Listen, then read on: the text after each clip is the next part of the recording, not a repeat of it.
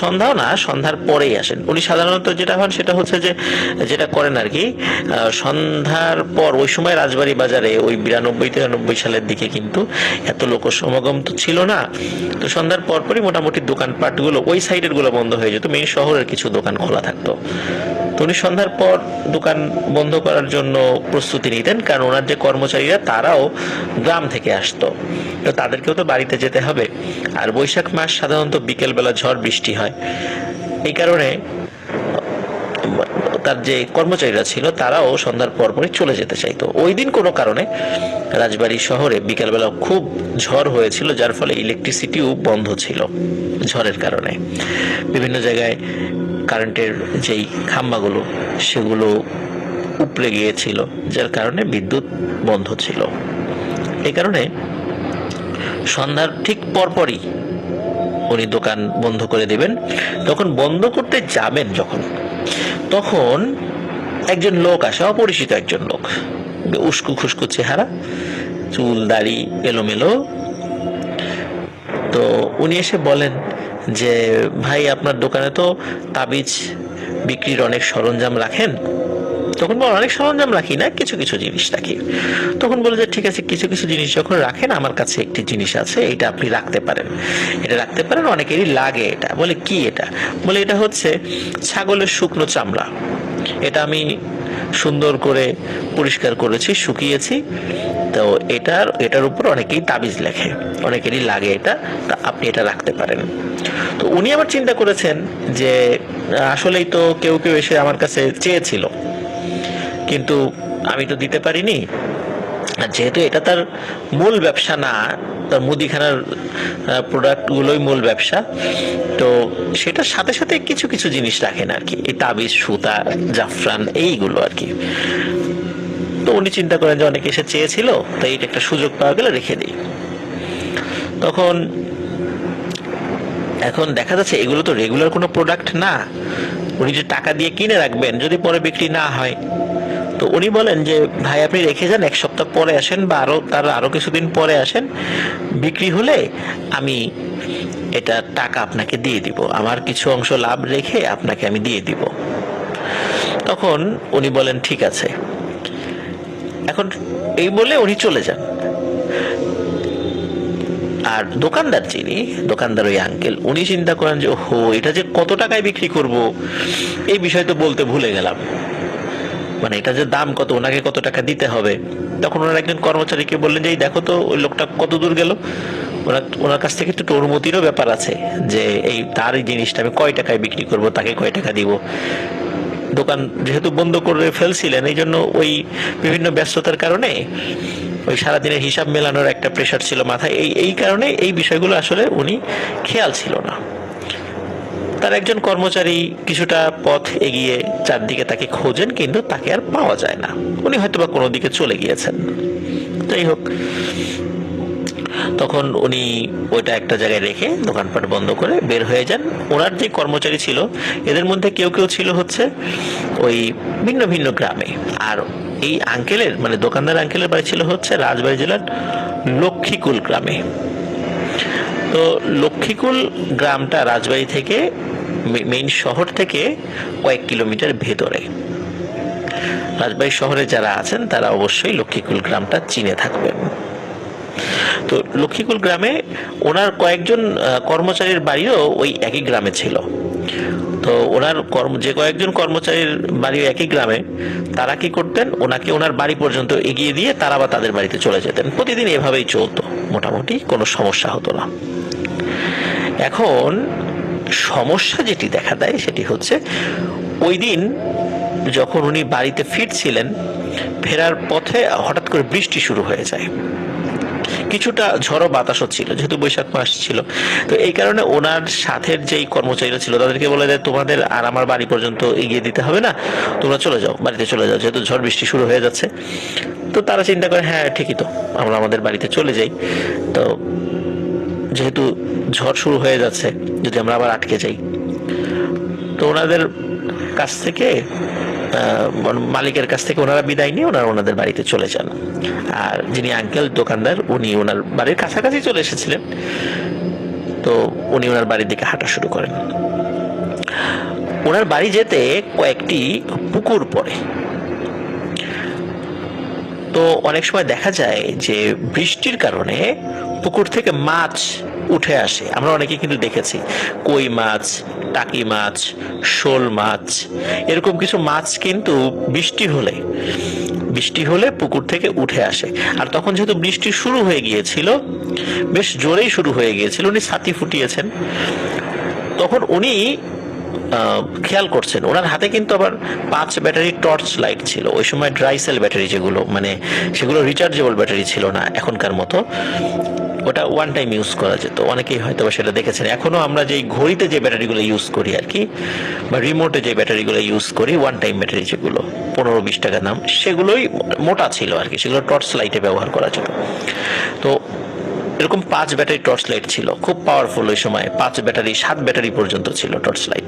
তো ওনার 5 ব্যাটারি একটি torch light ছিল। তো উনি দেখছেন যে বেশ কিছু মাছ উঠে আসছে, কই মাছ, টাকি মাছ। তো একটা পুকুর আবার ওনার বাড়ির কাছে ছিল, মানে ওটা ওনারই মালিকানার পুকুর। তো উনি চিন্তা করলেন যে আরে আমার পুকুর থেকে মাছ উঠে আসছে, তো একটা কাজ করি, মাছগুলো কি করি, মানে নিয়ে নিই। ওনার হাতে একটা ব্যাগ ছিল। ওই দিন ওনার বাজার করার কথা ছিল সন্ধ্যার পরে কিছু, কিন্তু যেহেতু ঝড়ো বাতাস ছিল আর বাজারগুলো অতটা জরুরি ছিল না, তো যার কারণে উনি আর বাজার করেননি, ব্যাগটি খালি ছিল। তো চিন্তা করেন যে আমার হাতে তো ব্যাগ আছেই, তাহলে আমি এই মাছগুলো আমার ব্যাগের মধ্যে ঢুকিয়ে ফেলি যতটুকু পারা যায়। তো উনি টর্চ লাইট জ্বালিয়ে মোটামুটি যে মাছগুলো দেখছিলেন, এরকম 10-12টা কই মাছ, 7-8টা টাকি মাছ, মাঝারি সাইজের একটি শোল মাছ, এরকম কিছু মাছ উনি পান। উনি ব্যাগের মধ্যে ভরেন, তারপরে উনি বাড়িতে চলে আসেন। তো বাড়িতে চলে আসার পর উনি ওনার স্ত্রীকে বলেন যে এই মাছগুলো নিয়ে এসেছি, তুমি এগুলো কুটে ফেলো। তখন ওনার স্ত্রী বলেন ঠিক আছে, আমি কুটে ফেলছি, তুমি জামা কাপড় খুলে ফ্রেশ হয়ে নাও। আর ওই সময় তো ওনার বাসায় ফ্রিজ ছিল না, মাছগুলো কিন্তু নষ্ট হয়ে যাবে, এই জন্য কুটে ওই সময় রান্না করে ফেলতে হবে। তো ঠিক আছে, উনি ওনার কাজে চলে যান, আর ওনার ওয়াইফ মাছগুলো নিয়ে রান্নাঘরে চলে যান। তো উনি কাজ করছেন, হঠাৎ করে রান্নাঘর থেকে জোরে এক চিৎকার, যে ও বাবা গো, এরকম বলে একটা চিৎকার। ওনার চিৎকার শুনে ঘরের অন্য সদস্যরা এবং ওই আঙ্কেল উনি নিজেও দৌড়ে রান্নাঘরে যান। গিয়ে দেখেন ওর স্ত্রী সেন্সলেস অবস্থায় পড়ে আছেন, পাশে ওই মাছের ব্যাগটি রাখা, কিন্তু ওই ব্যাগের মধ্যে কোনো মাছ নেই, একদম ফাঁকা। অবাক ব্যাপার, এতগুলো মাছ কোথায় গেল? আর তার থেকে বড় কথা, ওনার স্ত্রী অজ্ঞান হয়ে আছে। তখন সবাই মিলে তাকে পানির ছিটারিটা দিয়ে জ্ঞান ফেরায়। জ্ঞান ফেরার পরে বলে যে কি হয়েছে, হঠাৎ করে এরকম চিৎকার করলা কেন, এরকম সেন্সলেস হয়ে গেল কেন, আরে মাছগুলো কোথায় গেল? তখন ওনার স্ত্রী ভয়ানক একটা তথ্য দেন এবং একটা ব্যাপার সবাইকে বলেন, এবং সবাই এই কথাটা শুনে খুবই ভয় পায়। সেটি হচ্ছে, উনি একটা ল্যাম্প, যেটাকে আমরা ল্যাম্পও বলি আর কি, পিদিম, কেরোসিন তেলে চলে এরকম পিদিম, এটি নিয়ে রান্নাঘরে মাছ কুটতে বসেছেন। এবং মাছ কুটতে যাওয়ার আগে ওনার হাজবেন্ড তো বলেইছেন যে এর মধ্যে কি আছে। তো উনি কি করেছেন, ওই মাছ সাধারণত উনি চিন্তা করেছেন যে যদি এখন ব্যাগ সমেত মাছটা ঢেলে ফেলি, কই মাছগুলো লাফিয়ে লাফিয়ে অনেক দূরে চলে যায়, এর থেকে বেটার হয় আমি এক হাত ঢোকাবো, একটা করে মাছ তুলবো আর কুটবো, এটাই ভালো হয়। কারণ একবারে সব বের করলে লাফিয়ে লাফিয়ে বিভিন্ন মানে অনেক জায়গায় চলে যেতে পারে। আর বৃষ্টি হয়েছে, উঠানে কাদা, এখন এই মাছ যদি চলে যায় আবার উঠিয়ে আনবে কে, এটা আর এক কষ্ট। এই চিন্তা করে উনি আসলে মাছগুলো একবারে ঢালেননি, উনি ব্যাগের মধ্যে রেখেই মাছ কুটতে চেয়েছিলেন একটা একটা করে। তো সবকিছু মানে সরঞ্জামাদি নিয়ে বসে উনি এক হাত ব্যাগের মধ্যে ঢুকিয়ে দিয়েছেন। আর যখনই ঢুকিয়ে দিয়েছেন, উনি ফিল করছেন যে কেউ খপ করে ওনার হাতটি চেপে ধরেছে। উনি তো অবাক, কি ব্যাপার, হঠাৎ করে আমার হাত চেপে ধরলো কে? মনে হচ্ছে ছোট একটি হাত ওনার হাতকে চেপে ধরেছে। উনি চিন্তা করেছেন মাছ আবার আমাকে কামড়ে দিল কিনা। তো উনি এই চিন্তা করে কি করেছে, ব্যাগের মুখটা সরিয়ে দেখতে গিয়েছে যে আসলে কি হইল। উনি যখনই ব্যাগের মধ্যে তাকিয়েছেন যে কি হলো এটা দেখার জন্য, তখনই উনি দেখেন ব্যাগের মধ্যে একটি মাছও নেই। মাছের পরিবর্তে বাচ্চাদের, এই 3-4 বছর বয়সী যে বাচ্চাগুলো এরকম আর কি, এদের নখ থেকে কনুই পর্যন্ত যতটুকু লম্বা হয় ঠিক এতটুকু বেশ কিছু 10-12টা কাটা হাত ব্যাগের মধ্যে রয়েছে, এবং কাটা হাতগুলো নড়াচড়া করছে। এর মধ্যে একটি হাত ওনার হাত চেপে ধরেছে। এই দৃশ্য উনি যখন দেখেছেন তখন ও বাবা গো মা গো বলে চিৎকার করেছেন, ওইখানে সেন্সলেস হয়ে গিয়েছেন। এবং তার পরবর্তীতে সবাই চলে এসেছে, আসার পরে সবাই দেখে যে ওখানে একটি মাছও নেই। তাহলে সত্যি এতগুলো মাছ কোথায় গেল? সত্যি সত্যি এর মধ্যে যদি মাছই থাকতো তাহলে মাছ কোথায় গেল? তখন পরিবারের সদস্যরা সবাই ওই আঙ্কেলকে বলতেছে যে আরে তুমি তো মাছই আনো নাই, মাছ কোত্থেকে আনছো? তুমি বলছো যে মাছ আনছো, তুমি তো ওই কাটা হাত নিয়ে আসছো। উনি বলে কাটা হাত কোত্থেকে আসবে? আমি টর্চ লাইট জ্বালিয়ে নিজে মাছ তুললাম, কই মাছ তুললাম, টাকি মাছ তুললাম, একটা শোল মাছ তুললাম মাঝারি সাইজের। কাটা হাত কোত্থেকে আসবে? আমি নিজে তুললাম, কাটা হাতকে আমি টের পাই না? আর কাটা হাত আমি ও যদি দেখতাম আমি তো ওখানে ভয় অজ্ঞান হয়ে যেতাম। নিশ্চয়ই প্যারানর্মাল কোনো বিষয় ঘটেছে। যাই হোক, এখন এই ঘটনা ওই দিনের মতো ওই পর্যন্তই আর কি। পরের দিন উনি দোকানে চলে আসেন, দোকানে দীর্ঘ সময় বসে আছেন, সারাদিন তেমন কোনো বেচা কেনা নাই বললেই চলে। চোখের সামনে ওনার বাধা কাস্টমার যেগুলো আছে তারা অন্য দোকান থেকে মাল কিনছে, যারা তার কাছ থেকে বাকি নেয় মাল তারাও পর্যন্ত অন্য দোকান থেকে মাল কিনছে, ওনার দোকানে আসে না।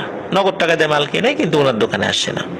উনি খুব অবাক হন যে মানুষের বাকি দেই, উপকার করি, এই লোকগুলো এখন নগদ টাকা দিয়ে মাল কিনতে অন্য দোকানে যাচ্ছে, আমার কাছে আসে না, কি অকৃতজ্ঞ। এই বলে মনে মনে উনি তাদেরকে গালি দিচ্ছেন, এবং ওনার দোকানদারও বিষয়টা, দোকানদার না মানে ওনার কর্মচারীও কিন্তু বিষয়টা ফলো করছে যে আমাদের বাধা কাস্টমার গুলো অন্য দোকান থেকে মাল কিনছে, তার দোকানে আসছে না। তো যাই হোক, ওই দিন আসলে ওনার বেচা কেনা হয় না বললেই চলে। প্রতিদিন অনেক টাকার বেচা কেনা হয়, ওই দিন কয়েকশো টাকার মাত্র বেচা কেনা হয়েছে। এটা আসলে অকল্পনীয়, এটা উনি কখনোই আশা করেননি। আর তাছাড়া এই যে দিনের কথা বলছি, দ্বিতীয় দিন, এই দিন ছিল আবার হাটবার, আর হাটবারে প্রচুর বেচা কেনা হয়। সেই দিন ওনার মাত্র কয়েকশো টাকার বেচা কেনা হয়েছে। এটা কোনো দোকানদারই আশা করে না, বিশেষ করে ওই সময়ের ওইখানে যে মুদি দোকানগুলো রয়েছে তাদের এটা কল্পনাই করে না। যাই হোক, উনি খুব চিন্তিত হয়ে পড়ে, কি ব্যাপার আজকে আমার কোনো বেচা কেনা হলো না, এমনটা তো হয় না সাধারণত। যাই হোক, উনি ওই দিনের মতো আবার সন্ধ্যার পরে দোকান বন্ধ করে বাড়ির দিকে চলে আসেন। প্রতিদিনের মতো ওনার কয়েকজন দোকানের কর্মচারী ওনাকে বাড়ি পর্যন্ত এগিয়ে দেন। বাড়ির যে গেট রয়েছে, টিন দিয়ে ঘেরা গেট আর কি, মানে বেড়াটা টিন দিয়ে ঘেরা, তো ওই বাড়ির টিনের গেট পর্যন্ত এগিয়ে দেন, তারা তাদের মতো চলে যান। তো উনি ওই টিনের দরজা উপরে এক ধরনের হুক আছে, ওই হুক খুলে ভিতরে ঢুকে আবার ওই হুক বন্ধ করে দেওয়া যায়। তো উপর গেটের উপরে হাত দিয়ে গেটটা খুলে ভিতরে ঢুকেন, গেটটা বন্ধ করে দিয়ে যেই না মানে বাড়ির দিকে মুখ করেছেন আর কি, গেটটা বন্ধ করে হঠাৎ করে দেখেন ওনার উঠোনে মনে হচ্ছে 7-8টা বাচ্চা ছেলে মেয়ে খেলাধুলা করছে। তখন উনি চিন্তা করেন কি ব্যাপারে এত রাত্রে ঘরের, আমার তো এত ছোট বাচ্চা কাচ্চা নেই, আর কোনো গেস্ট আবার বাড়িতে আসলো কিনা, এত ছোট ছোট বাচ্চা। তো উনি আবার জিজ্ঞেস করেছে, এই বাবারা তোমরা কারা, এখন খেলাধুলা করছো কেন এই অন্ধকারের মধ্যে? তোমরা কি আমার বাসায় বেড়াতে আসছো নাকি পাশের বাড়ির? তখন ওরা ওই কথার ভ্রুক্ষেপ করছে না, ওরা ওখানে খেলছেই। তো তখন ওনার হাতে যে টর্চ লাইট ছিল, এই টর্চ লাইটটি উনি জ্বালান, জ্বালিয়ে দেখার চেষ্টা করেন এরা আসলে কারা, কোন বাড়ির ছেলে পেলে, নাকি তার কোনো আত্মীয় স্বজন বেড়াতে এসেছে, সে আত্মীয় স্বজনের ছেলে পেলে। কিন্তু উনি টর্চ লাইট জ্বালিয়ে যে দৃশ্য দেখতে পান, সেটি দেখার জন্য তিনি মোটেও প্রস্তুত ছিলেন না। তিনি দেখেন এই যে বাচ্চা কাচ্চা যেগুলো আছে, এদের প্রত্যেকের মাথা দেহ থেকে স্বাভাবিক মানে যে মাথার সাইজ হয় তার থেকে 3-4 গুণ বড়, এবং চোখগুলো অস্বাভাবিক রকমের বড় বড় গোল গোল, এবং মাথা মনে হচ্ছে বেশ একটু চ্যাপ্টা প্রকৃতির। অনেক সময় এলিয়েন টাইপের আমরা কিছু দেখি না এরকম, যে অনেক সময় মুভিতে এলিয়েন দেখি যে অদ্ভুত টাইপের মাথা, চ্যাপ্টা মাথা, এইরকম আর কি। তো যখন উনি টর্চ লাইট জ্বালিয়েছেন তখন ওই সবগুলো, ওই 5-6টা বাচ্চার মতো যারা ছিল সবাই দৌড়াদৌড়ি থামিয়ে ওনার দিকে তাকিয়েছে, একদম চোখাচোখি হয়েছে। আর ওই দৃশ্য দেখে উনি প্রচন্ড জোরে দেন এক চিৎকার, আর উনি যখন চিৎকার দিয়েছেন তখন এই বাচ্চা কাচ্চাগুলো মানে দৌড়ে ঠিক ওই বিড়ালের মতো বা বানরের মতো, বানর যেভাবে খুব সহজেই উপরে উঠে চলে যেতে পারে গাছ বেয়ে, মনে হচ্ছে ওরা খুব সহজেই ওরা টিনের বেড়া টপকিয়ে চলে গেল, কোনো সাউন্ডও হলো না। স্বাভাবিকভাবে তো একটু সাউন্ড হয়, কোনো সাউন্ডও হলো না। ওনার চিৎকারে ঘরের ভিতর থেকে লোকজন বাইরে বের হয়ে আসেন, বলে কি হয়েছে, বলে যে আমি এখানে তো কিছু বাচ্চা কাচ্চা দেখলাম। তখন বাড়ির সদস্যরা বলে বাচ্চা কাচ্চা কোথা থেকে দেখবা, আমরা তো ঘরের মধ্যে আছি, কোনো শব্দ টব্দ তো পেলাম না, তুমি বাচ্চা কাচ্চা কোথা থেকে দেখলা? আর বাচ্চা কাচ্চা যদি থাকবেই, উঠান তো একটু হালকা কাদা কাদা আছে, বিকালের দিকে বৃষ্টি হয়েছে, তো দেখো তো পায়ের ছাপ আছে কিনা। তো দেখে যে না, পায়ের কোনো ছাপ নেই, উঠোনে পায়ের কোনো ছাপ নেই। তাহলে এই বাচ্চা কাচ্চারা যদি উঠানে খেলাধুলা করবে তাহলে তো পায়ের ছাপ থাকার কথা। তাহলে বোঝা গেল তিনি চোখের ভুল দেখেছেন। কিন্তু উনি নিজের চোখকে কিছুতেই বোঝাতে পারছেন না, নিজের মনকে, নিজের চোখকে, কিভাবে এরকম ভুলটা হলো। মাত্র এই ঘটনা আমি নিজে দেখলাম, টর্চ লাইট চালালাম, এমন একটা ভয়ঙ্কর বিষয়, এমন ভুল তো হওয়ার কথা নয়। যাই হোক, এই ছিল তৃতীয় দিনের ঘটনা। এরপরে 1-2 দিন কোনো সমস্যা হয়নি, স্বাভাবিক ছিল। তারপরে নতুন এক ধরনের উপদ্রব শুরু হয়ে যায়। গভীর রাতে, রাত প্রায় 1টা-1:30টার দিকে আনুমানিক, হঠাৎ করে মনে হচ্ছে যে টিনের চালে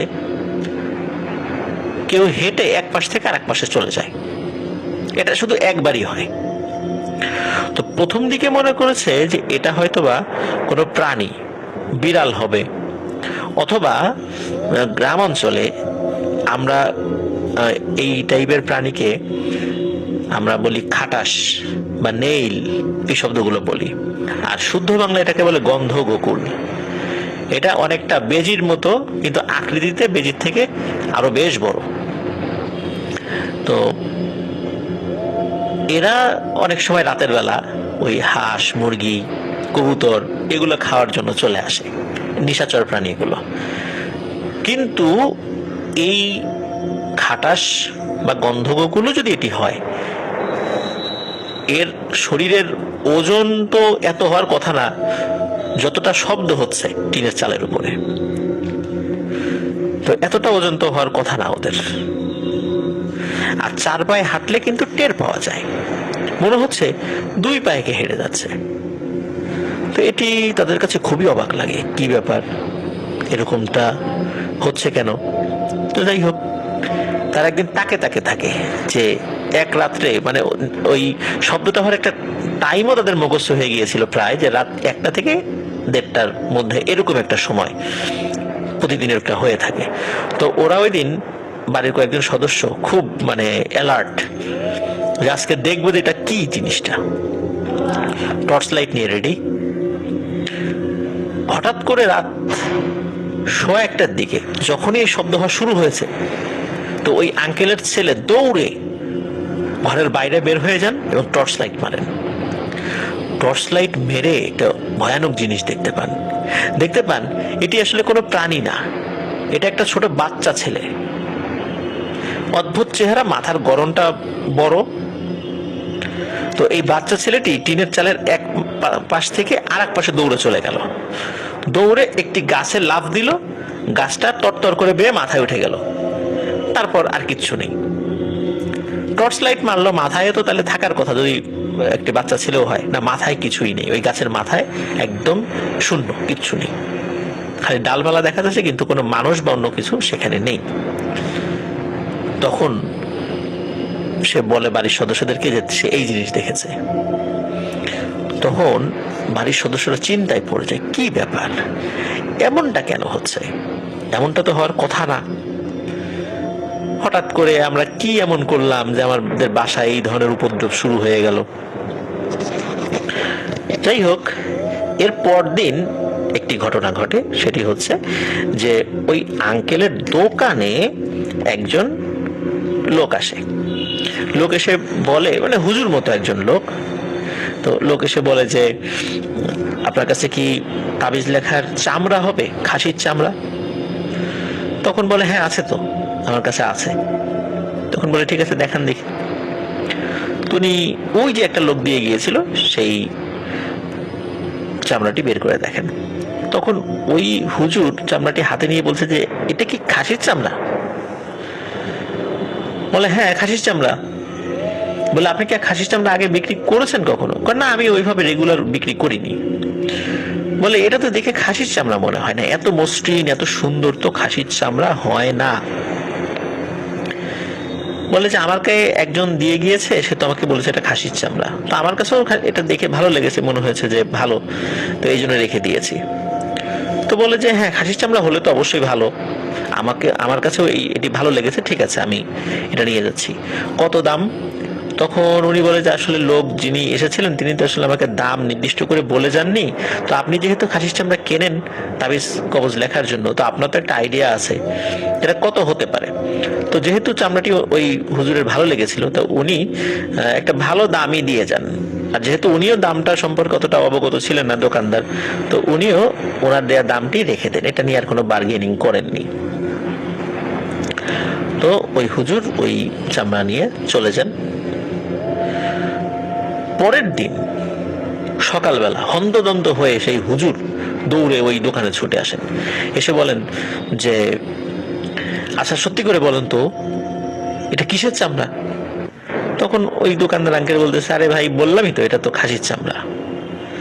বলে আমার মনে হয় না এটা খাসির চামড়া, আর এই চামড়াটা আপনার কোত্থেকে পাইছেন এটা আমাকে বলেন। বলে যিনি দিয়ে গেছেন তাকে আমি চিনি না, আগে কখনো দেখিও নাই। বলে যে আমার মনে হয় না এটা খাসির চামড়া, এটা অন্য কোনো কিছুর চামড়া। বলে কেন আপনার এরকমটা মনে হলো? বলে যে আমার সাথে গত রাত্রে একটি ভয়ানক ঘটনা ঘটেছে। সেটি হচ্ছে একজন একটা তদবির সংক্রান্ত কাজে আমার কাছে এসেছিল, ওই তাবিজটা শুকনো খাসির চামড়ার উপর লেখার কথা ছিল, মানে ছাগলের চামড়ার উপরে। তো আমি রাতের বেলা বসেছি রাত 12টার পরে তাবিজ লেখার জন্য, কিন্তু আমি যখনই বসেছি ওই চামড়াটি নিয়ে, তখনই মনে হলো আমার আশেপাশে কেউ দৌড়াদৌড়ি করছে। আমি বুঝতে পারিনি যে আসলে এটা কি, মনে হয়েছে হয়তো বা আমার বাড়ির কোনো সদস্যরা, ছোট বাচ্চা কাচ্চা আছে তারা, কিন্তু পরে বুঝতে পারলাম না এটা তো কোনো বাচ্চা কাচ্চা, আমার বাড়ির কোনো বাচ্চা কাচ্চা না, এটা মনে হচ্ছে প্যারানরমাল কিছু। তারপরও উনি চিন্তা করেছেন যে তাবিজ কবজ লেখার সময় মাঝে মাঝে দুষ্টু জিনেরা কিছু উপদ্রব করে থাকে, হয়তো বা এই কারণে উপদ্রব করছে, এটা হতেই পারে। তো উনি কি করেন, কিছু দোয়া পরে শরীরে ফু দিয়ে গা বন্ধ করে নেন, আবার লিখতে থাকেন। এর মধ্যে কি হয়, হঠাৎ করে ওনার কাঁধ এবং গলা পেঁচিয়ে আর কি, মানে গলার একটু অংশ এবং কাঁধের একটু অংশ মিলিয়ে ওনার ঘাড়ের উপর কেউ একজন সজোরে এক কামড় বসিয়ে দেয়। এত জোরে কামড়, তো উনি ওই এক হাত দিয়ে ওনার ঘাড়ে হাত দিয়েছে, দেখে একটা মাথা, মানে মানুষের মাথার মতো, কিন্তু মাথাটা সাইজ একটু বড় মনে হয়েছে। উনি এক হাত দিয়ে ধরে মানে হেঁচকা টানে ওই মাথাটা সরিয়ে ফেলেন। উনি প্রচন্ড ব্যথা পান কাঁধে এবং প্রচন্ড জোরে এক চিৎকার দেন, চিৎকার দিয়ে উনি সেন্সলেস হয়ে পড়ে যান। এখন পরিবারের সদস্যরা তারা দৌড়ে চলে আসেন, তারপরে তাকে পানি ছিটা দিয়ে জ্ঞান ফেরান। তখন বলে কি হয়েছে, বলে এই ঘটনা। তখন পরিবারের সদস্যরা তারাও খেয়াল করেন যে ওনার এই কাঁধে দাঁত বসে গেছে, কিন্তু মনে হচ্ছে কোনো ছোট বাচ্চা কামড় দিলে, 5-6 বছরের কোনো বাচ্চা যদি কামড় দেয়, এই দাঁতের যে দাগ মানে যেমন হয় আর কি, ঠিক তেমনই দাগ, এবং একদম রক্ত বের করে ফেলেছে এখানে, প্রচন্ড ব্যথা পেয়েছেন উনি। কিন্তু এমন তো কখনো হয় না, ওনার পরিবারের সদস্যদের কেউ তো এসে এই কাজটি করেননি, পরিবারের বাচ্চারা আছে তারাও ঘুমিয়েছিল রাতের বেলা, তারাও তো এসে এই কাজ করেননি, তাহলে এই কাজটা কে করলো? তখন ওই হুজুর বুঝতে পারেন এই চামড়াটির কারণেই হয়তো এরকম সমস্যা হয়েছে। এই কারণে পরের দিন এসে উনি এই চামড়াটি ফেরত দেন, বলেন যে চামড়া রাখেন। যেহেতু চামড়া, উনি আবার কি করেছিলেন যে চামড়াটি নিয়ে যাওয়ার পরে কেচি দিয়ে টুকরো টুকরো করে কেটেছিলেন, যে বিভিন্ন তাবিজ লেখার ক্ষেত্রে বিভিন্ন ধরনের মাপ লাগে আর কি। তো উনি চিন্তা করেছিলেন যে এটা সুন্দর করে কেটে রাখি। তো যেহেতু কেটে রেখেছেন, উনি কেটে নিয়ে আসছেন, আসার পরে বলতেছে যে আমার টাকা আপনাকে ফেরত দিতে হবে না, এই যে চামড়া নেন, এই চামড়া একটা অশুভ চামড়া, এবং আমার মনে হচ্ছে এটা কোনো মানুষের চামড়া, এটা কোনো ছাগল বা খাসির চামড়া না, এটা মানুষের চামড়া মনে হচ্ছে, এটা একটা অভিশপ্ত চামড়া, আপনি এটা নেন এবং নিয়ে দ্রুত এটা নদীতে ফেলে দেন। আমি ফেলতে পারতাম, কিন্তু এটা আপনার কাছে আমার কিছু জানার দরকার ছিল যে এটা আপনি কোথা থেকে পেয়েছেন, কিভাবে পেয়েছেন। যেহেতু আপনি বলতে পারছেন না ভালো করে, এই জন্য এই দায়িত্বটা আপনারই থাকলো, আপনি এটা নদীতে ফেলে দেন। তখন ওই দোকানদার আঙ্কেল বলতেছে যে আরে, এই চামড়া রাখার পর থেকে আমার পরিবারেও তো একটার পর একটা সমস্যা, আর আমার দোকানে কোনো বেচা কেনা নাই, আমি দোকান খুলে বসে আছি গত কয়েকদিন ধরে, বেচা কেনা নাই বললেই চলে। তো মনে হচ্ছে এটাও এই কারণেই হচ্ছে। তো রাজবাড়ী যে মাছ বাজার রয়েছে সেখান থেকে 1-1.5 কিলোমিটার দূরে গোদার বাজার নামক একটা জায়গা রয়েছে, সেখানে পদ্মা নদী আছে। তো ওইখানে মূলত এই চামড়াটি ফেলে দেয়া হয়, মানে ওই দোকানদার গিয়ে ফেলে দিয়ে আসেন।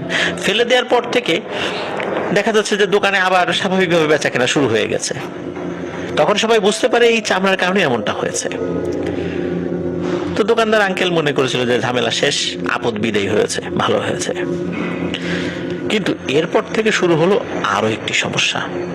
সেটি হলো যে ওই আঙ্কেল এরপর দিনের কথা আর কি, মানে ওই দিন না, যেদিন চামড়া ফেলে দিয়েছে ওই দিন না, তার পরদিন যখন উনি দোকান বন্ধ করে বাড়ির দিকে ফিরছিলেন, তখন ওই বাড়ির কাছাকাছি এসে, একদম কাছাকাছি এসে তো ওনার কর্মচারীরা আবার তাদের বাড়ির দিকে চলে যায়, যাদের কাছাকাছি বাড়ি আর কি, ওই আঙ্কেলের বাড়ির কাছাকাছি। তো আঙ্কেল ওই দরজার কাছাকাছি, মানে ওনার বাড়ির যে গেটের কাছাকাছি এসে হঠাৎ করে মনে হয় যে চাদর পরিহিত, মাথা ঢাকা, লম্বা একটা দেহ, চাদরে মুড়িয়ে রাখা শরীর, মাথা ঢাকা, বোঝা যাচ্ছে না, মাথার চেহারা বোঝা যায় না আর কি। তো সে তার ওই টিনের গেটের পাশে দাঁড়িয়ে আছে। তো উনি যখন গেটের কাছাকাছি এসেছে, উনি কেবল বলবেন যে আপনি কে, তার আগেই মনে হলো ওই অবয়বটি এক দৌড়ে পাশে থাকা ওই ঝোপ জঙ্গল আছে আর কি, সেদিকে চলে গেল। তো আঙ্কেল তো অবাক, উনি চিন্তা করেছে প্রথমে এটা কোনো চোর হবে, চোর ওই ঘরে ঢুকতেছিল চুরি করার জন্য, কিন্তু উনি চলে এসেছেন এই জন্য চোরটি দৌড়ে পালিয়েছে। উনি প্রথমে এই চিন্তাই করেছেন, অন্য কোনো চিন্তা তার মাথায় ছিল না আসলে। তো এই ঘটনা উনি আবার ওনার পরিবারের সদস্যদেরকে বলেন যে একটু হলেই তো ঘরে চোর টোর ঢুকে পড়তো, তোমরা একটু খেয়াল রেখো আর কি। তো এই হলো প্রথম দিনের ঘটনা। এবার আসি দ্বিতীয় দিনের ঘটনা। দ্বিতীয় দিনও উনি যখন বাড়িতে এসেছেন, এবার গেটের কাছে না, এবার উনি ওই গেটটা বাহির থেকে খুলে ভেতরে ঢুকেছেন। উনি দেখেন ওনার বাড়ির যেই মানে বারান্দা রয়েছে, এই বারান্দার উপরে চাদর পরে একজন লোক বসে আছে। তো উনি যখনই তাকে দেখেছেন, এই লোকটি আবার কি করলো, এক দৌড়ে নিঃশব্দে ওনার টিনের যে বেড়া টপকে চলে গেল ওই যেই সাইডে বাড়ি, যেই সাইডে ওই ঝোপ জঙ্গল রয়েছে সেই দিকে। তো এত বড় একটা মানুষ দৌড়ে চলে গেল, দৌড়ে চলে গেলে টিনের বেড়া তো অতটা শক্ত না, টিনের বেড়ায় তো শব্দ হওয়ার কথা, কোনো শব্দ না, মনে হচ্ছে একটা পিঁপড়া একটা বেড়া বেয়ে গেলে কোনো নড়াচড়া হয় না, ঠিক তেমনটাই। এবার তিনি কিছুটা ভয় পেলেন। উনি চিন্তা করলেন যে এটা তো চোর হবে না, চোর তো হলে এরকম এমনটা হওয়ার কথা না। তো উনি এবারও পরিবারের সদস্যদেরকে বলেন যে বাসায় কিন্তু চোর ঢুকতেছে প্রতিদিন, তোমরা খেয়াল রেখো। থার্ড টাইম, মানে পরের দিন ঘটে আরেকটি ভয়ানক ঘটনা। পরের দিন উনি যখন বাড়িতে ঢুকবেন রাতের বেলা, তখন দেখে ওনার গেটের সামনে সেই অবয়বটি দাঁড়িয়ে আছে, কিন্তু এবার আর তাকে দেখে সে পালায় না, সে দাঁড়িয়ে থাকে। আর ওই আঙ্কেলও চিন্তা করে কি ব্যাপার, এই চোরটা আজকে পালায় না কেন। তখন উনি দূর থেকেই বলে ওঠে, এই থাম, দৌড়াবি না, কে তুই বল।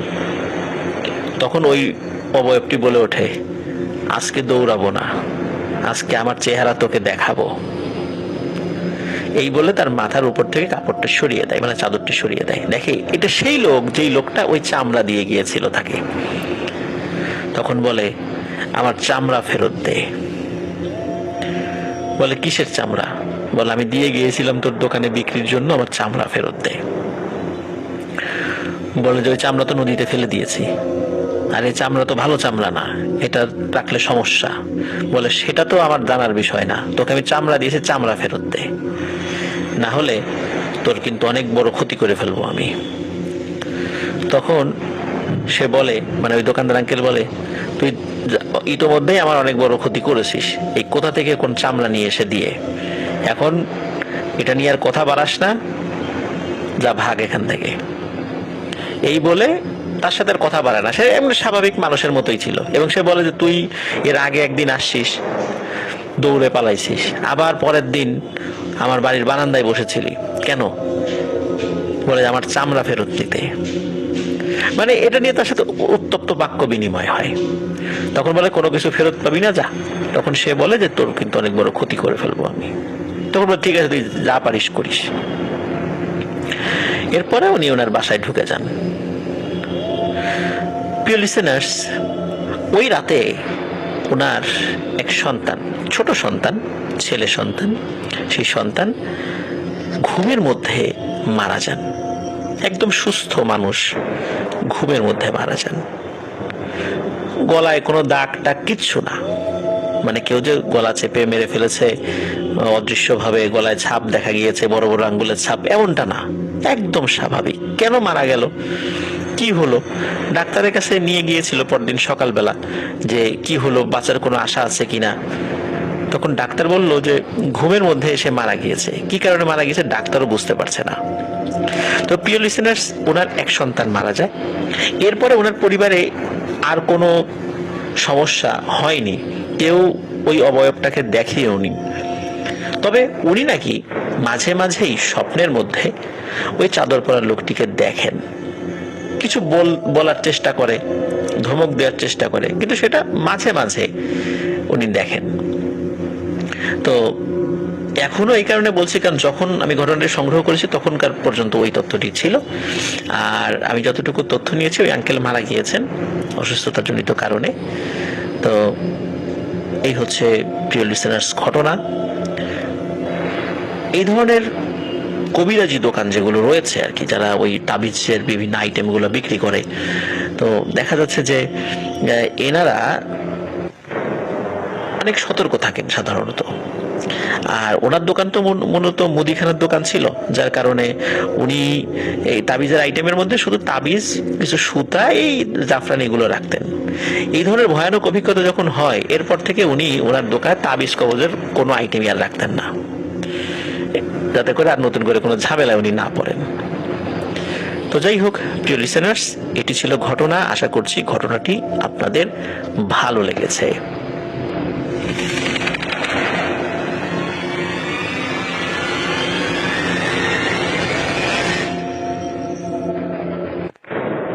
প্রিয় লিসেনার্স, এখন যে ঘটনাটি আমি বলবো, এই ঘটনাটি অনেকদিন আগে ভূত এফএমে আমি শেয়ার করেছিলাম। আপনারা অনেকেই একটি ঘটনা আমার কাছে শুনতে চেয়েছিলেন, জাস্ট শুধু বলেছিলেন যে ওসমানীয় খেলাফতের একটি ঘটনা।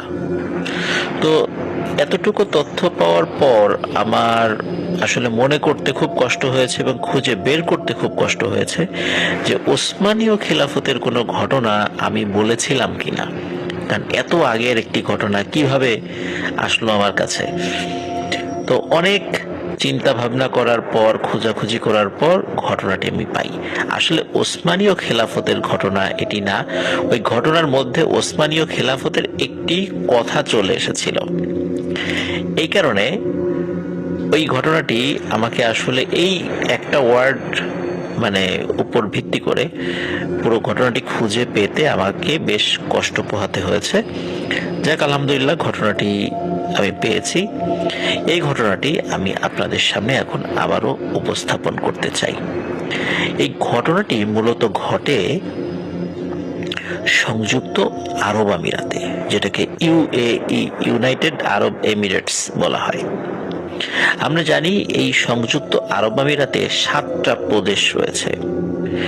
তো এর মধ্যে দুবাই, তারপরে আমরা যেই নামগুলো সবচেয়ে বেশি জানি আর কি, যেমন দুবাইয়ের নাম আমরা জানি, তারপরে আমরা আবুধাবির নাম জানি। তো এরকম 7টা প্রদেশের মধ্যে একটি হচ্ছে রাস আল খাইম। এই রাস আল খাইম হচ্ছে পার্সিয়ান গালফ বা পারস্য উপসাগরের তীরে অবস্থিত সংযুক্ত আরব আমিরাতের একটি প্রদেশ। সংযুক্ত আরব আমিরাতকে সাত শেখ শাসিত দেশ বলা হয়। মানে এই 7টা প্রদেশে 7জন শেখ শাসন করেন। তো দুবাই কিন্তু কোনো দেশ নয়, দুবাই হচ্ছে এই সংযুক্ত আরব আমিরাতেরই একটি শহর। তো প্রিয় লিসেনার্স, এখানে আমাদের একজন ভাই, আমার কাছের একজন বন্ধু, সেই বন্ধুর আত্মীয়, যার নাম হচ্ছে আব্দুর রহিম, তিনি 1994 সালের দিকে সংযুক্ত আরব আমিরাতে গিয়েছিলেন।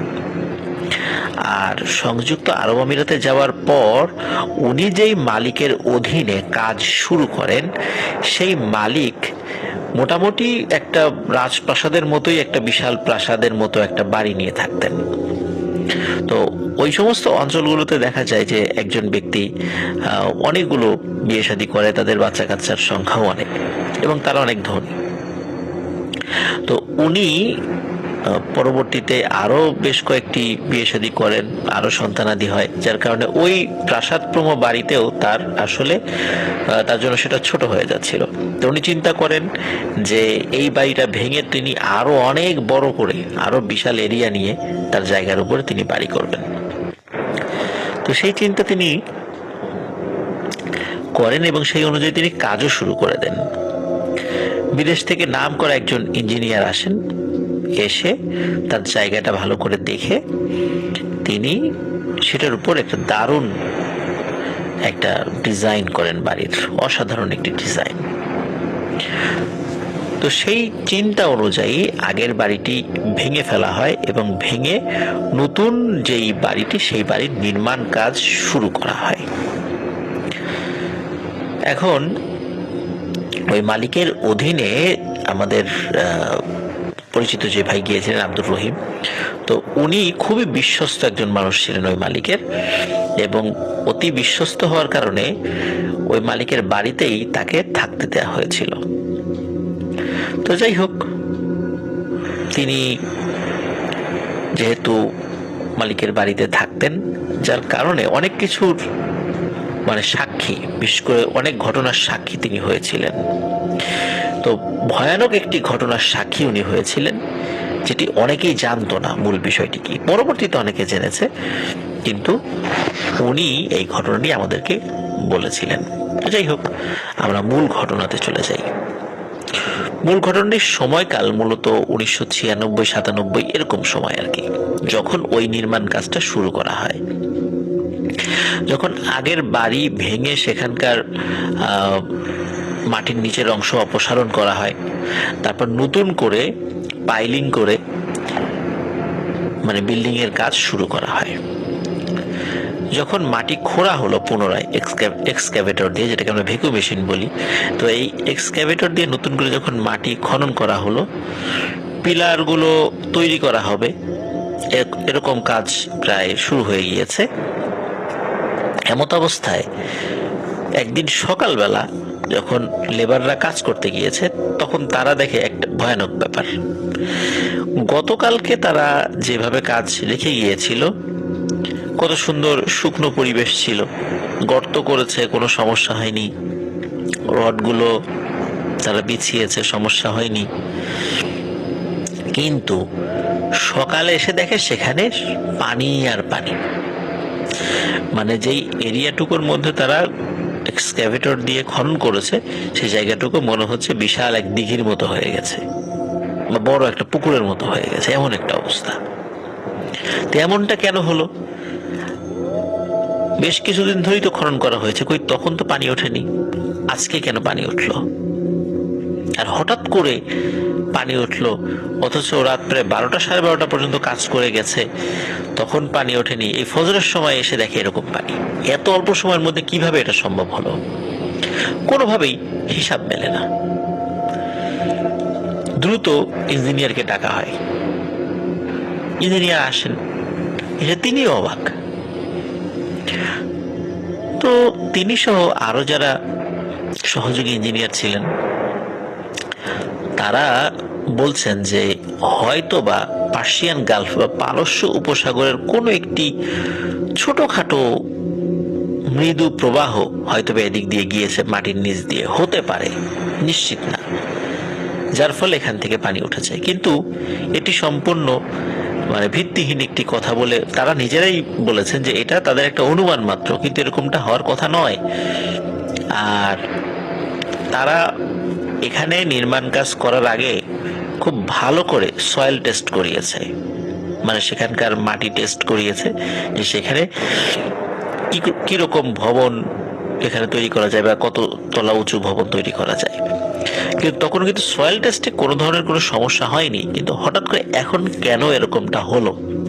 তখন বাড়ির মালিক যিনি, তিনি তো ইঞ্জিনিয়ারদেরকে দোষারোপ করছেন যে তোমরা ভালো করে সয়েল টেস্ট করাও নাই, তা না হলে তো এরকমটা হতো না। যাই হোক, তারা তাদের জায়গা থেকে বলছে যে না, আমরা সর্বোচ্চ টেস্টটাই করিয়েছি, আমাদের টেস্টে কোনো সমস্যা নেই, সমস্যা অন্য কোথাও। সেই সমস্যাটা আমাদেরকে ধরতে হবে, কিন্তু সেই সময় পর্যন্ত অপেক্ষা করতে হবে। কাজ আপাতত একদম বন্ধ, কারণ কাজ করার কোনো উপায়ও নেই। কারণ এখান থেকে পানি সেচে ফেলে নতুন করে কাজ শুরু করাটা এটা বোকামি হবে, কারণ পানি আবার উঠতে পারে। এই জন্য পানির কারণটা না জেনে, পানি এই ওঠার কারণটা না জেনে আসলে পানি এখানে পাম্প দিয়ে ফেলে দেওয়াটা বুদ্ধিমানের কাজ হবে না। তো তারা মূলত পানি এই ওঠার কারণটা অনুসন্ধান করতে গেলেন। তো বেশ কয়েকদিন চলে যায়, কোনো অনুসন্ধানে কোনো কিছু বের হয় না। ইঞ্জিনিয়াররাও হিমশিম খেয়ে যাচ্ছে যে আসলে কারণটা কি। এর মধ্যে শুরু হলো আরেকটা ঘটনা। ওই আগের বাড়িটা ভাঙার পরেও মূলত ওই ওনার পরিবার, ওই বাড়ির মালিকের পরিবার, তারা অন্য জায়গায় চলে, তাদের আরো বাড়িঘর ছিল, সেখানে চলে গেল। মালিকের একজন স্ত্রী, তার কয়েকজন সন্তান, মালিক, এনারা কিন্তু পাশেই বাড়িঘর ভেঙে ফেললেও তারা কিন্তু ছোট করে আরেকটা ঘর আগেই থাকার জন্য করে নিয়েছিলেন, সেখানে থাকতেন। কারণ একটা বাড়ি এগুলো তৈরি করতে কিন্তু দীর্ঘ সময় লাগে, বিশেষ করে এরকম প্রাসাদপ্রম বাড়িগুলো তৈরি করতে অনেক সময় লাগে। আর বাড়িঘরের কাজগুলো তো দেখাশোনা করতে হয় ঠিকঠাক মতো হচ্ছে কিনা। এই জন্য মালিক উনি সেখানে থাকতেন। আর ওনাদের যারা ওয়ার্কার ছিল, ওয়ার্কারদের জন্য আলাদা তাঁবুর মতো করে আর সুন্দর করে সেই আর একটা জায়গায় ব্যবস্থা করা হয়েছিল, তার এরিয়ার মধ্যে আর কি। তো একটা সমস্যা সৃষ্টি হলো, সেটা হলো গভীর রাত্রে কে যেন নাকি সুরে কান্নাকাটি করত, মহিলার কণ্ঠে। এখন মহিলার কণ্ঠে কে কান্না করে? কেউ যখন বাইরে বের হতো তখন কান্না থেমে যেত, আবার যখন ভিতরে ঢুকে পড়তো আবার কান্না শোনা যেত। তারা এই কান্নার যে উৎস, এই শব্দের উৎস, এই উৎস তারা খুঁজে পাচ্ছিলেন না। এর মধ্যে আরো একটি ঘটনা ঘটা শুরু করে, সেটি হচ্ছে ওই যেই এরিয়াটার মধ্যে পানি উঠেছে আর কি, যতটুকু খনন করা হয়েছিল বিল্ডিংটা নির্মাণ করার জন্য, রাতের বেলা মনে হয় ওই জায়গার মধ্যে শো শো শব্দ, শো শো শব্দ বিষয়টা এরকম, সমুদ্রের ঢেউয়ের যে এক ধরনের শব্দ থাকে, শো শো শব্দ, আবার গর্জন, ঢেউ আশ্রে পড়লে যেরকম গর্জন হয়, ঠিক তেমন শব্দ হচ্ছে। সবাই তো অবাক যে কি ব্যাপার, পার্সিয়ান গালফ এখান থেকে বেশ দূরে, এখান থেকে তো শব্দ আমরা আগে কখনো শুনিনি, এই শব্দ কোথা থেকে আসছে? সবাই বুঝতে পারে এই শব্দ আসলে সেই পারস্য উপসাগর বা পার্সিয়ান গালফ থেকে আসছে না, এটি আসছে এই যে যে গর্ত করা হয়েছে যেখানে পানি উঠেছে সেখান থেকে। কিন্তু এটা কিভাবে সম্ভব? এতটুকু জায়গার মধ্যে পানি উত্তাল হয়ে এরকম শব্দ হবে, গর্জন হবে, এটা তো সম্ভব নয়। কিন্তু সম্ভব না হলেও এই অসম্ভব সত্যিটাই সকলের সামনে এলো।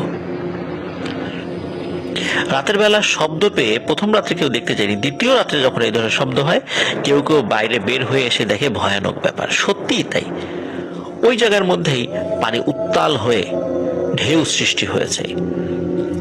সমুদ্রের উঁচু ঢেউ মনে হচ্ছে ওইটুকু জায়গার মধ্যে চলে এসেছে। এটা খুবই রহস্যময় একটি বিষয় হয়ে দাঁড়ায় যে এটা আসলে কিভাবে হচ্ছে বা কিভাবে সম্ভব হচ্ছে এটা। যাই হোক, বিষয়টি মোটেও স্বাভাবিক মনে হয় না বাড়ির মালিকের কাছে। তিনি আরেকটি প্রদেশ থেকে খুব ভালো একজন আলেমকে ডেকে নিয়ে আসেন। তিনি একই সাথে মুফতি ছিলেন, উনি ভালো আলেম ছিলেন এবং সেই সাথে প্যারানর্মাল অনেক বিষয়গুলোর শরিয়া ভিত্তিক সমাধান দিতেন, যেটাকে আমরা রুকিয়া বলে থাকি। এইভাবে চিনে ধরা কোনো অসুস্থ রোগী বা এই ধরনের রোগ যদি হয় সেগুলোর কোরআন সুন্নাহ ভিত্তিক সমস্যার সমাধান দিতেন। তো তিনি এখানে আসেন। এখানে আসার পর তিনি বলেন যে আমি বুঝতে পেরেছি সমস্যাটা, তোমাদের সকলকে সাথে নিয়ে আমি আজ রাতে এখানে আসব, তোমরা সবাই আমার সাথে থাকবা। বলে ঠিক আছে।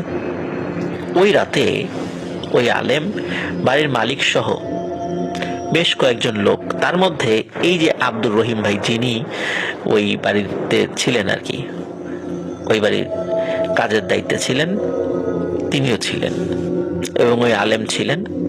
তারা কি করে, ওই যে যেই গর্তটা যেখানে হয়েছে পানি উঠে গেছে সেখানে আসেন। আসার পরে তখন দেখে যে পানি শান্ত, মানে ওই জায়গায় এমনি স্বাভাবিক পানি, মানে পুকুরের পানি যেভাবে শান্ত হয়ে থাকে তেমন। তখন হুজুর দোয়া পড়তে থাকেন। প্রথমে আস্তে আস্তে আস্তে আস্তে, মানে তার গলার কণ্ঠস্বরটা মানে আস্তে ছিল। হুজুর আস্তে আস্তে নিজের কণ্ঠস্বরটা আরো, তার মানে কণ্ঠের স্কেলটাকে আরো উঁচু করতে থাকেন। হুজুর যত জোরে তেলাওয়াত করতে থাকেন মনে হচ্ছে ওই জায়গার পানি তত জোরে আলোড়ন সৃষ্টি হচ্ছে। হুজুর একটা সময় চিৎকার করে কোরআন তেলাওয়াত করতে থাকেন এবং সেই সাথে অন্য দোয়া পড়তে থাকেন এবং ওনার গলার কণ্ঠস্বর যত উঁচু হচ্ছিল সেখানকার পানির বেগ বা পানির ঢেউ তত উত্তাল হচ্ছিল। একটা পর্যায়ে হুজুর আবার তার কণ্ঠস্বরটা নামিয়ে আনেন এবং পানিও আস্তে আস্তে, মানে ওই স্রোত তো না, মানে ঢেউয়ের ওই পর্যায়টা কমতে থাকে। একটা পর্যায়ে হঠাৎ একটি ঘটনা ঘটে। সকলে দেখে ওই পানির মধ্য থেকে একজন মানুষ, একটা আলখেল্লা টাইপের পর একটা মানুষ, চুল অনেক বড় বড়, সমস্ত শরীর ভেজা, উঠে আসছে। সকলে খুবই ভয় পান যে এর ভিতর থেকে কিভাবে মানুষ উঠে আসলো, এখানে তো নিচে কোনো মানুষ ছিল না, থাকলেও সে কিভাবে বাঁচলো। যাই হোক, উঠে আসে তো ওই হুজুর তাকে সালাম দেন, আসসালামু আলাইকুম বলে সালাম দেন। তিনিও খুব সুন্দর করে সালামের উত্তর নেন। এদের মধ্যে কিন্তু আরবিতে কথোপকথন হচ্ছিল। আব্দুর রহিম ভাই যিনি আরবি বুঝতেন, তো তিনি ওই কথাগুলো বুঝতে পারছিলেন। যিনি কথা বলছিলেন তার কণ্ঠস্বরটা খুবই চমৎকার, মানে এত সুন্দর কণ্ঠ মানুষের খুব কম হয়। আমরা নর্মালি জিন ভূতের কথা যদি বলি, তাদের কণ্ঠস্বরটা খুব মানে বাজখাই কণ্ঠস্বর, মানে বজ্র ধ্বনির মতো কণ্ঠস্বর। কিন্তু ওই যে লোক পানির মধ্যে থেকে উঠে এসেছে, তার কণ্ঠস্বরটা খুবই মোলায়েম, চমৎকার কণ্ঠ, চমৎকার কণ্ঠে কথা বলছে। সে সালামের উত্তর যখন দেয় তখন হুজুর জিজ্ঞেস করে তাকে যে আপনি কে, আপনি এখানে কি চান? তখন সে বলে, তার নাম বলে।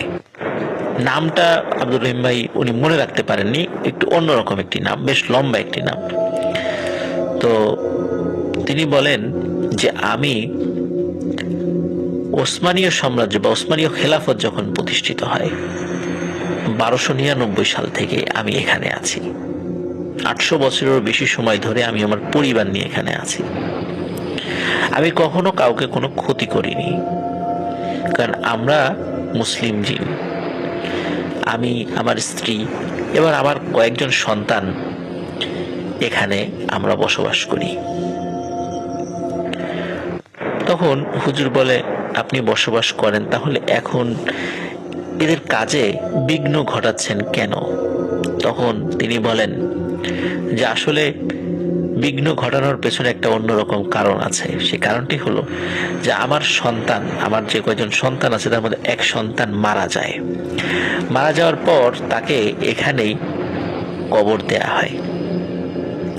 এই বাড়ির নির্মাণ কাজ যখন শুরু হয় তখন আমার সন্তানের কবরটাও ভেঙে পড়ার উপক্রম হয়ে গেছে।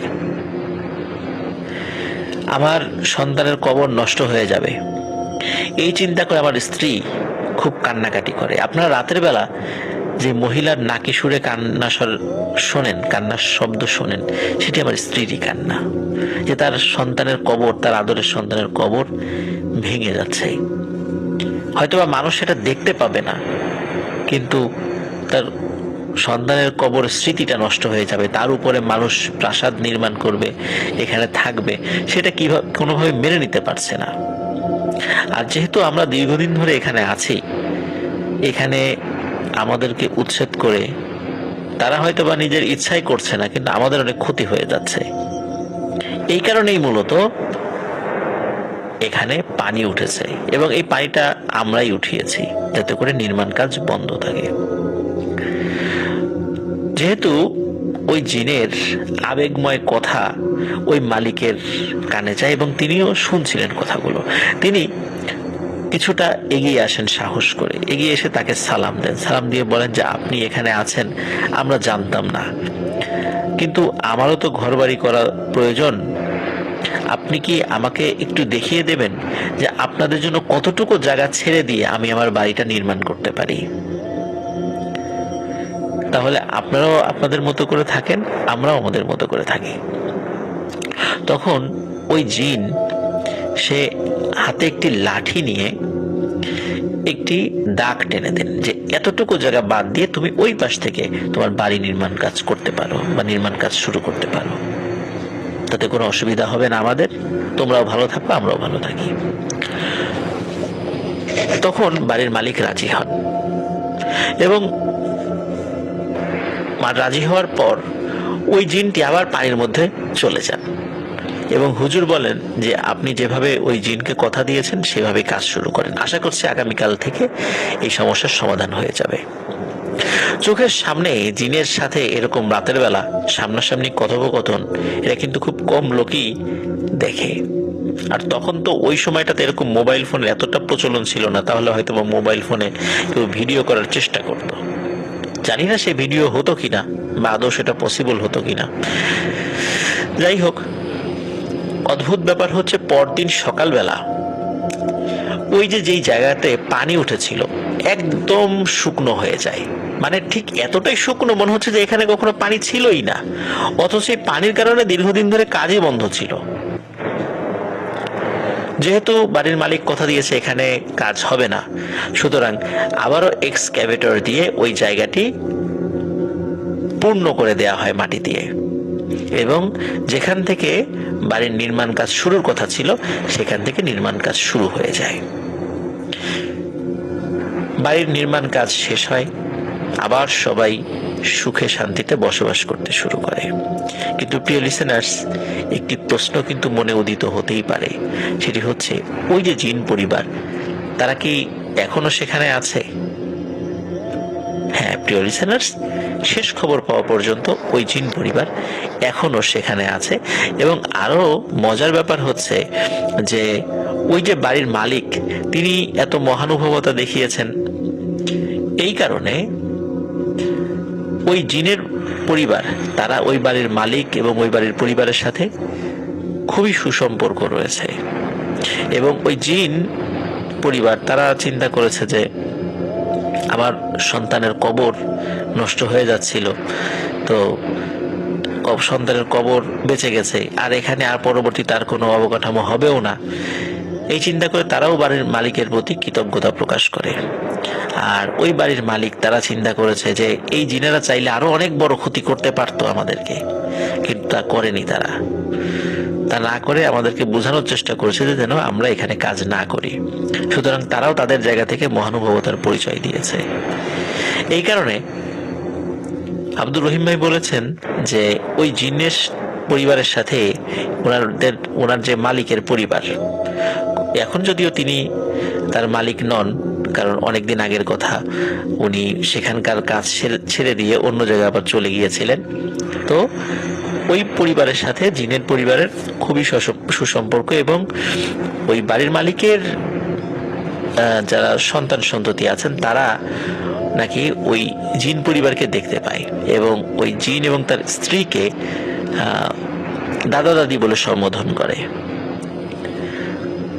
প্রিয় লিসেনার্স, জিন ও মানুষের এই ধরনের সম্পর্ক, আমরা তো শুধু ভয়ানক সম্পর্ক বিষয়গুলোই আমরা জানি, কিন্তু এমনও সম্পর্ক হতে পারে এগুলো আমরা কম জানি। ঠিক কম জানা কিছু ঘটনার মধ্যে এটি ছিল এমন একটি ঘটনা। প্রিয় লিসেনার্স, আশা করি আমাদের ঘটনা আপনাদের ভালো লেগেছে। ঘটনা ভালো লাগলে লাইক, কমেন্ট ও শেয়ার করে আমাদের সাথে থাকুন। পরবর্তী ঘটনা শোনার আমন্ত্রণ জানিয়ে আজকের মতো এখানে বিদায় নিচ্ছি। আসসালামু আলাইকুম। স্বাগতম প্রিয় লিসেনার্স আমাদের প্রতি শনিবার অনুষ্ঠিত রিমেম্বারিং স্টোরিজের আজকের এপিসোডে। আজকের এপিসোডে আমরা দুটো ঘটনা রেখেছি বরাবরের মতো, আর এই ঘটনা দুটি আমি অনেক আগে ভূত এফএমে শেয়ার করেছিলাম। যেহেতু ঘটনাগুলোর কোনো ডকুমেন্ট আমি রাখিনি, এই কারণে ওই সময় বলা ঘটনার সাথে এখন বলা ঘটনার খুব একটা অমিল হবে বলে আমার মনে হয় না, যতটুকু মনে আছে। তবে আশা করছি যে আগে যেভাবে বলেছিলাম সেই সময় তথ্যের যেই ঘাটতিগুলো ছিল আমি চেষ্টা করেছি আজকে ওই ঘটনাটাই আবার নতুন করে বলার ক্ষেত্রে তথ্যের যেই ঘাটতিগুলো কিছুটা ছিল সেটা যদি আমি পূরণ করতে পারি। তবে এটা অনেক আগের ঘটনা, তো আসলে এই ধরনের তথ্য মানে ঘাটতি পূরণ করা খুবই কঠিন ব্যাপার। তো যাই হোক, মূল ঘটনাতে চলে যাই। ঘটনাটি ঘটে কুষ্টিয়া জেলার জগৎ স্টেশনে। ওই সময়ে কুষ্টিয়া তো ছিল না, ওই সময় এই অঞ্চলটা নদিয়া অঞ্চলের মধ্যে ছিল আর কি। তো আমাদের এই বাংলাদেশে, এই বাংলা ভূখণ্ডে প্রথম যেই রেল স্টেশন হয়েছিল এটি হচ্ছে জগৎ স্টেশন। আপনারা যদি জগৎ স্টেশনে যান দেখবেন বহু পুরাতন স্থাপনা, এটা কিন্তু সেই ব্রিটিশ পিরিয়ডের। তো কলকাতা থেকে দর্শনা হয়ে জগতী পর্যন্ত ট্রেন আসতো, অনেক মালামাল আসতো, খুবই ব্যস্ততম একটি স্টেশন ছিল। এখন তো জগৎ স্টেশনে গেলে আপনারা বুঝতেই পারবেন না একটা সময় এরকম ব্যস্ততম একটা জায়গা ছিল এখানে। এখন গেলেই মনে হবে একটা ভুতুরে স্টেশন। যাই হোক, ওই স্টেশনে একজন চতুর্থ শ্রেণীর কর্মচারী ছিল, তার নাম হচ্ছে ফিরোজ মিয়া। তো ফিরোজ মিয়া মূলত খালাসির কাজ করত। খালাসি, ওয়েম্যান তো বুঝতে পারছেন যে ওই রেল লাইনের উপরে পাথর টাথর যেগুলো আছে আর কি, এই পাথরগুলো যেন ঠিকঠাক থাকে প্রতিনিয়ত সেগুলো পরিচর্যা করা, যেখানে পাথর গ্যাপ পড়ে যায় সেই জায়গাটা আবার ফিল আপ করা, নাটগুলো ঠিকঠাক আছে কিনা, ঢিল হয়ে গেছে কিনা, ঢিল হয়ে গেলে সেগুলো টাইট দেয়, এগুলো মূলত ওয়েম্যানদের কাজ আর কি। তো উনি খালাসির কাজও করতো, ওয়েম্যানের কাজও করতো। ওই সময় তো লোকবল তো ছিল না আসলে। তো একদিন মোটামুটি সময় হবে আনুমানিক সকাল 11টা কি 11:30 এরকম আর কি, এক্সাক্ট সময় বলা মুশকিল। তবে এরকম জোহরের আগে এরকম একটা তথ্য শোনা গিয়েছিল আর কি, যে জোহরের আগ দিয়ে হবে। তো ধরে নিয়েছি হয়তো বা 11টা, 11:30 বা 12টা এরকম সময় হতে পারে। তো ওই সময় একটা ট্রেন আসছিল দর্শনা হয়ে। তো ওই সময়ে বেশ কিছু মানুষ দেখতে পাচ্ছে যে একজন মহিলা রেল লাইনের উপর উঠে গেছে। সে ঘোমটা পরা ছিল, কোলে একটা বাচ্চা ছিল। তো দূর থেকে মানুষজন বলছে, এই সরো সরো সরো, গাড়ি আসছে। কিন্তু ওই মহিলা ঘোমটা দেওয়া ছিল, আসলে উনি দেখতে পেয়েছিলেন কি পাননি এটা আসলে বলা খুব মুশকিল। আর উনি কি ইচ্ছা করেই আবার রেল লাইনের উপর চলে এসেছিলেন কিনা এটাও বলা যায় না, মানে এই বিষয়ে কোনো তথ্যই পাওয়া যায় না আসলে। তো উনি রেল লাইনের উপর চলে আসে, মানুষজন দূর থেকে দেখছিল, কেউ কেউ দৌড়ানো শুরু করেছে ওনাকে রেল লাইনের উপর থেকে মানে সরিয়ে নেওয়ার জন্য। কিন্তু মানে রেলগাড়িটা এত কাছে চলে এসেছিল এবং এত কাছে থাকা অবস্থায় উনি হঠাৎ করে রেল লাইনের উপর উঠে গিয়েছিল, মানুষ আসলে ওই পর্যন্ত যাওয়ার সুযোগই পায়নি। তার আগেই রেলগাড়ি তার উপর দিয়ে চলে যায়। রেলগাড়ি ওখান থেকে চলে যাওয়ার পর লোকজন সেখানে দৌড়ে যায়, গিয়ে দেখে তার বডি দুটুকরো হয়ে গেছে এবং ইঞ্জিনের ধাক্কায় শরীরের দুটো অংশ দুদিকে চলে গেছে। তো মানুষ শরীরের ওই অংশগুলো একত্র করতে গিয়ে একটি অদ্ভুত বিষয় দেখতে পায় ওই মহিলাটি কোলে একটি বাচ্চাকে মৃত্যুর আগে যেভাবে জড়িয়ে রেখেছিল, ঠিক ওভাবেই কোলে বাচ্চাটাকে জড়িয়ে রেখেছে। এবং আরো অদ্ভুত ব্যাপার হলো, ওই বাচ্চার শরীরে একটি আঁচড়ও লাগেনি, একদম অক্ষত অবস্থায় ছিল। এটি আল্লাহর একটা বিশেষ কুদরত যে এত বড় একটা দুর্ঘটনা হয়ে গেল রেলের উপরে এবং রেলগাড়ির ধাক্কা লাগলো, কিন্তু ওই বাচ্চার কোনো ক্ষতি হয়নি। ওই বাচ্চাটি ছিল একটি কন্যা সন্তান। যেহেতু রেলে কেটে গেছে, তখন ডেড বডিটা এক জায়গায় করা হয়, করার পর সেটাকে ভালোভাবে খোঁজ খবর নেওয়ার চেষ্টা করা হয় সেটা নিয়ে, যে এনার কোনো আত্মীয় স্বজন আছে কিনা। লোকজন চেষ্টা করে, কিন্তু আসলে ওই সময় তো কোনো মোবাইল ফোন, তারপরে এই ধরনের তথ্য প্রযুক্তি এগুলো ছিল না। আসলে ইনি কি সুইসাইড করেছেন নাকি অ্যাক্সিডেন্ট হয়েছে, এটাও আসলে কেউ বলতে পারে না, আর কেউ তাকে চিনছিলও না। আর ওই সময় যেটা হতো সেটা হলো, বাড়ির মহিলারা বাহিরে খুব একটা বেশি বের হতেন না। পুরুষ মানুষ হলে অনেকটা চেনা যায়, অনেকের সাথেই চেনা পরিচিত থাকে। আর ওই সময় মানুষ, স্পেশালি নারীরা, প্রয়োজন ছাড়া ঘরের বাহিরে বের না হওয়ার কারণে মানুষজন, মানে ওখানে তো পুরুষ মানুষই বেশি ছিল, আসলে তারা ওই মহিলাকে চেনেনি। আর উনি যে কোথা থেকে এসেছিলেন সেটাও জানা যায়নি। ওদিকে কি হয়, ওই যে ফিরোজ মিয়ার কথা বলছি, ওই ফিরোজ মিয়া উনি ছিলেন নিঃসন্তান। বহুদিন যাবৎ বিয়ে করেছেন, কিন্তু তাদের কোনো সন্তানাদি হয় না। এমত অবস্থায় ওই সন্তানকে তিনি তার কাছে নিয়ে নেন। ওই সময়ে আইনগত কি ধরনের ব্যাপার ট্যাপার ছিল সেগুলো তো আসলে বলা যায় না। সময়টা ছিল 1974 সাল, স্বাধীন বাংলাদেশেই 1974 সালে ঘটনাটি ঘটেছে। অবশ্যই একটা নিয়ম কানুন বিধিবিধান আছে বাচ্চা দত্তক নেওয়ার ক্ষেত্রে, কিন্তু ওই সময় ওই বিষয়টা কতটুকু ফলো করা হয়েছিল আমি ঠিক জানি না, বা আমি জিজ্ঞেসও করতে পারিনি যে সেখানে আইনগত প্রসেস উনি মেনটেন করেছিলেন কিনা। তো হয়তো বা করেনি, তখন তো এত বেশ মানে এত কিছু আসলে দেখা হতো না। ওই সময় মানুষগুলো অনেক সহজ সরল ছিল, এখন আমাদের মধ্যে এতটা জটিল তারা ছিল না। তো উনি বাচ্চাটিকে নিয়ে যান এবং ওনার স্ত্রীর কাছে দেন। আর ওই মহিলার লাশ কয়েকদিন মর্গে রেখে দেওয়ার পর সেটাকে বেওয়ারিশ হিসাবে দাফন করে দেয়া হয়। কোথায় দাফন করা হয় এই তথ্যটা আমি নিতে পারিনি। তো এরপর ফিরোজ মিয়ার ঘরেই ওই সন্তান বড় হতে থাকে। ফিরোজ মিয়া এবং তার স্ত্রী নিজের সন্তানের মতো করে তাকে বাবা মার আদর দিয়ে বড় করতে থাকেন। ফিরোজ মিয়ার ঘরে যখন ওই কন্যা সন্তান আসেন, আসার পর সবকিছু স্বাভাবিকই চলছিল।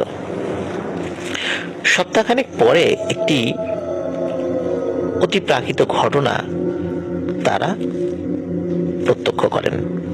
এক রাতে ফিরোজ মিয়ার স্ত্রী উনি হঠাৎ করে ফিল করেন যে মনে হচ্ছে পাশে ওই বাচ্চা মেয়েটি নেই।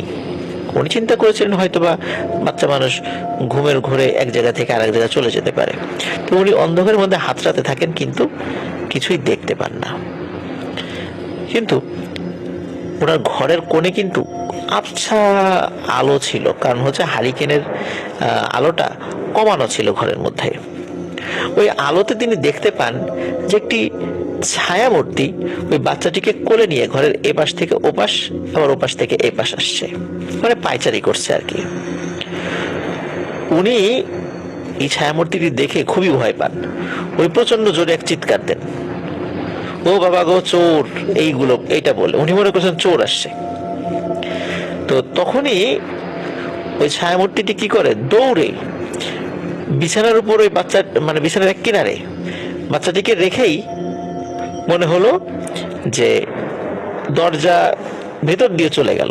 দরজা কিন্তু বন্ধ ছিল, কিন্তু মনে হলো যে দরজা দিয়ে সে চলে গেল।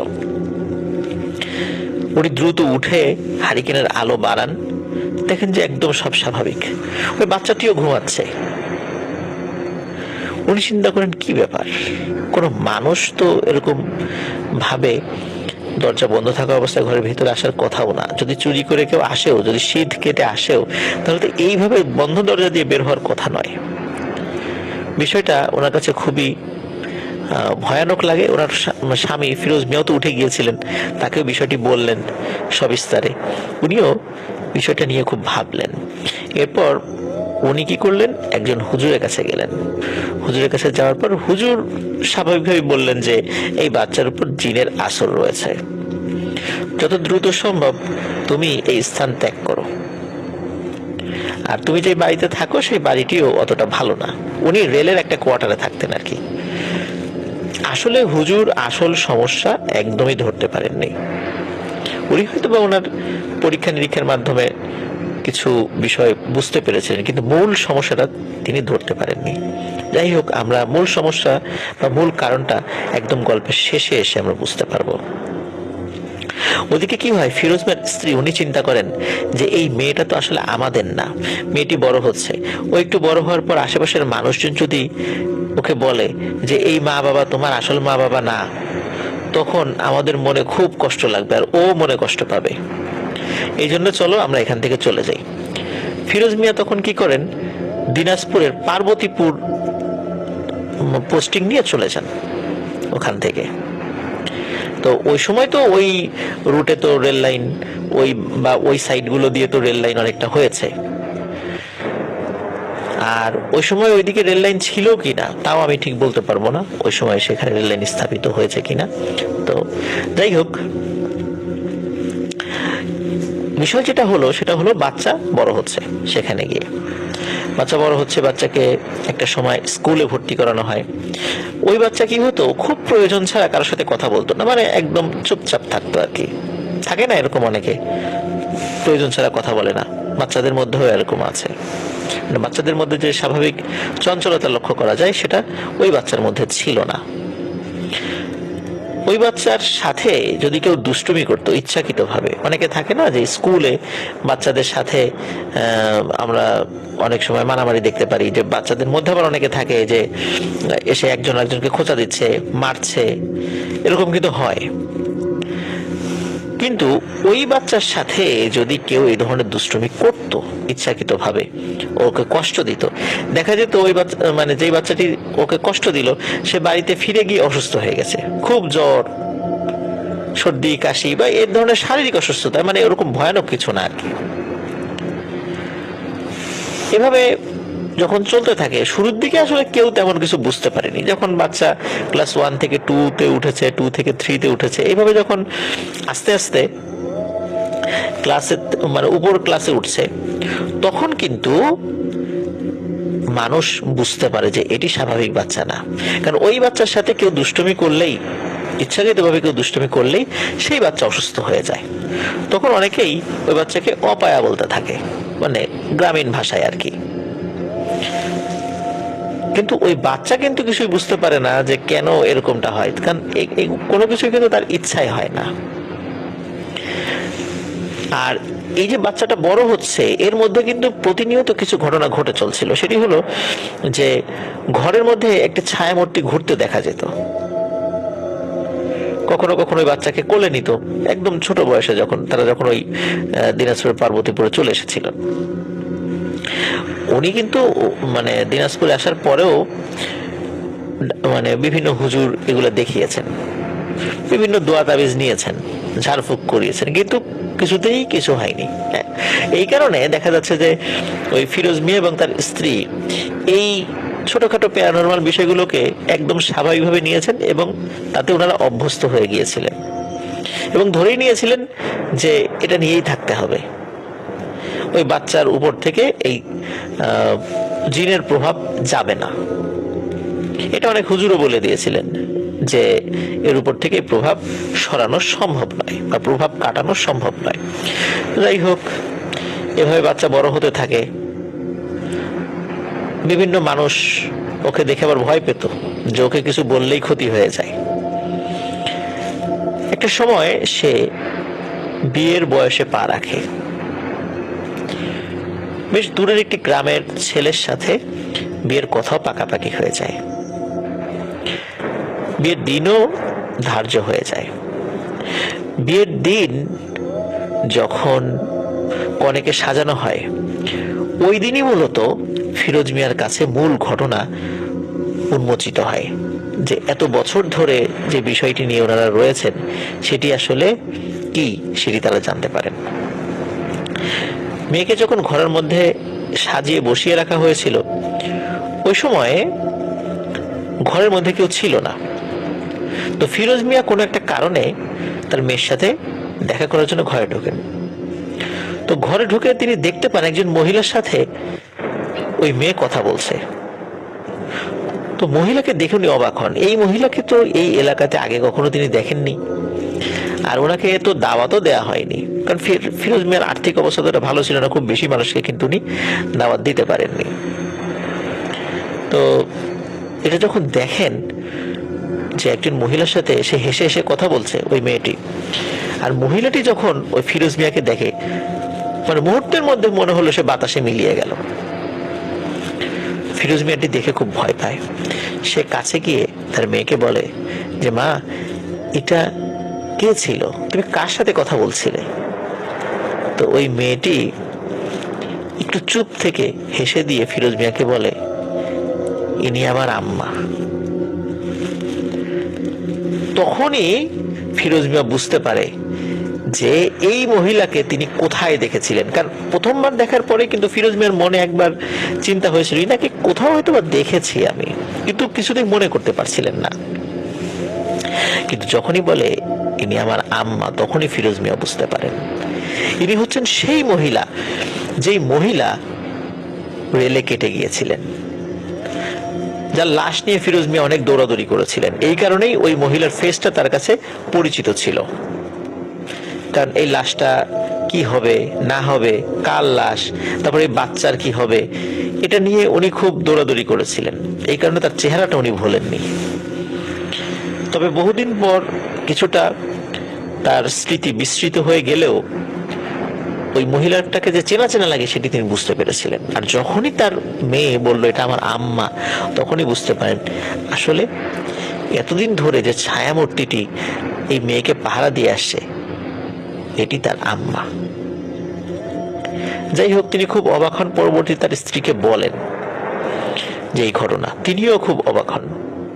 কিন্তু বাহিরের মানুষদের কাছে এই বিষয়গুলো আর বলা হয় না।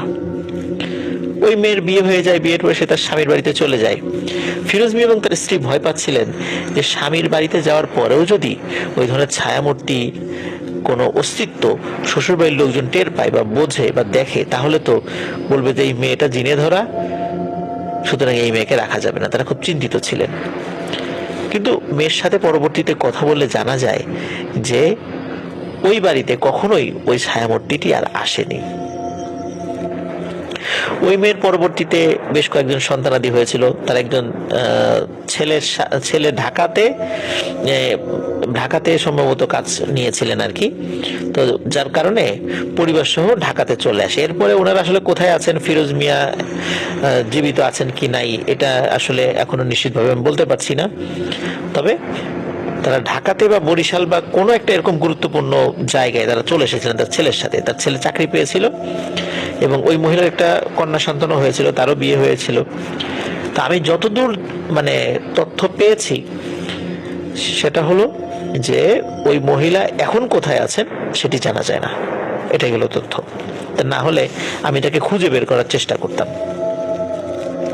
তবে একটি অদ্ভুত বিষয় আমার কাছে মানে মনে হয়েছে, সেটি হলো যে দেখুন, ওই মেয়েটি বিয়ের পরে যখন শ্বশুর বাড়ি গেল তখন কিন্তু শ্বশুরবাড়ির লোকজন কিছুই দেখেনি, একদম স্বাভাবিক।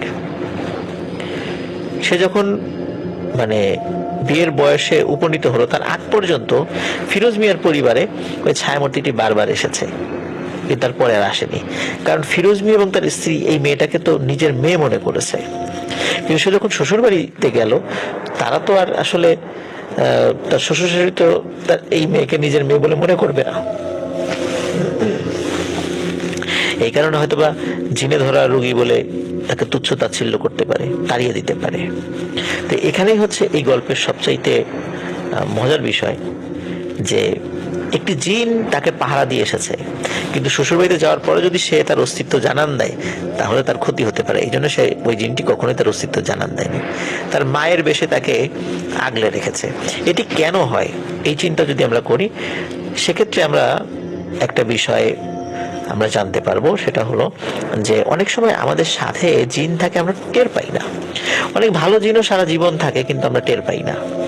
কোনো মানুষ মারা গেলে তখন ওই ভালো জিন কখনো কখনো চেষ্টা করে তার আশেপাশে যারা আছে তাদের উপকার করার জন্য। হতে পারে এমনই একটি ঘটনা ওই মেয়ের সাথে ঘটেছিল। তো আশা করছি প্রিয় লিসেনার্স, এই ঘটনাটি আপনাদের ভালো লেগেছে।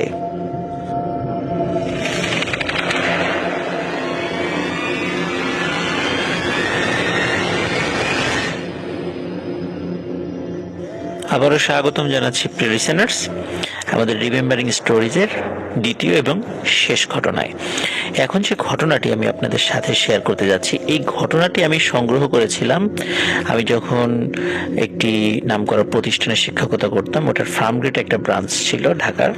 তো সেখানে একজন স্টুডেন্ট, তার নাম হচ্ছে শরীফ, তার কাছ থেকে। শরীফের দাদা পাকিস্তান পিরিয়ডে উনি আর্মিতে ছিলেন। ওই সময়ে মূলত ইস্ট পাকিস্তান রেজিমেন্ট, যেটা ইপিআর, ওই ইপিআরে উনি ছিলেন। ওই ইপিআর ওরা কি হতো যে মাঝে মাঝে এখান থেকে লোকজন কিন্তু পাকিস্তানে নিয়ে যেতেন বিশেষ কোনো কারণে।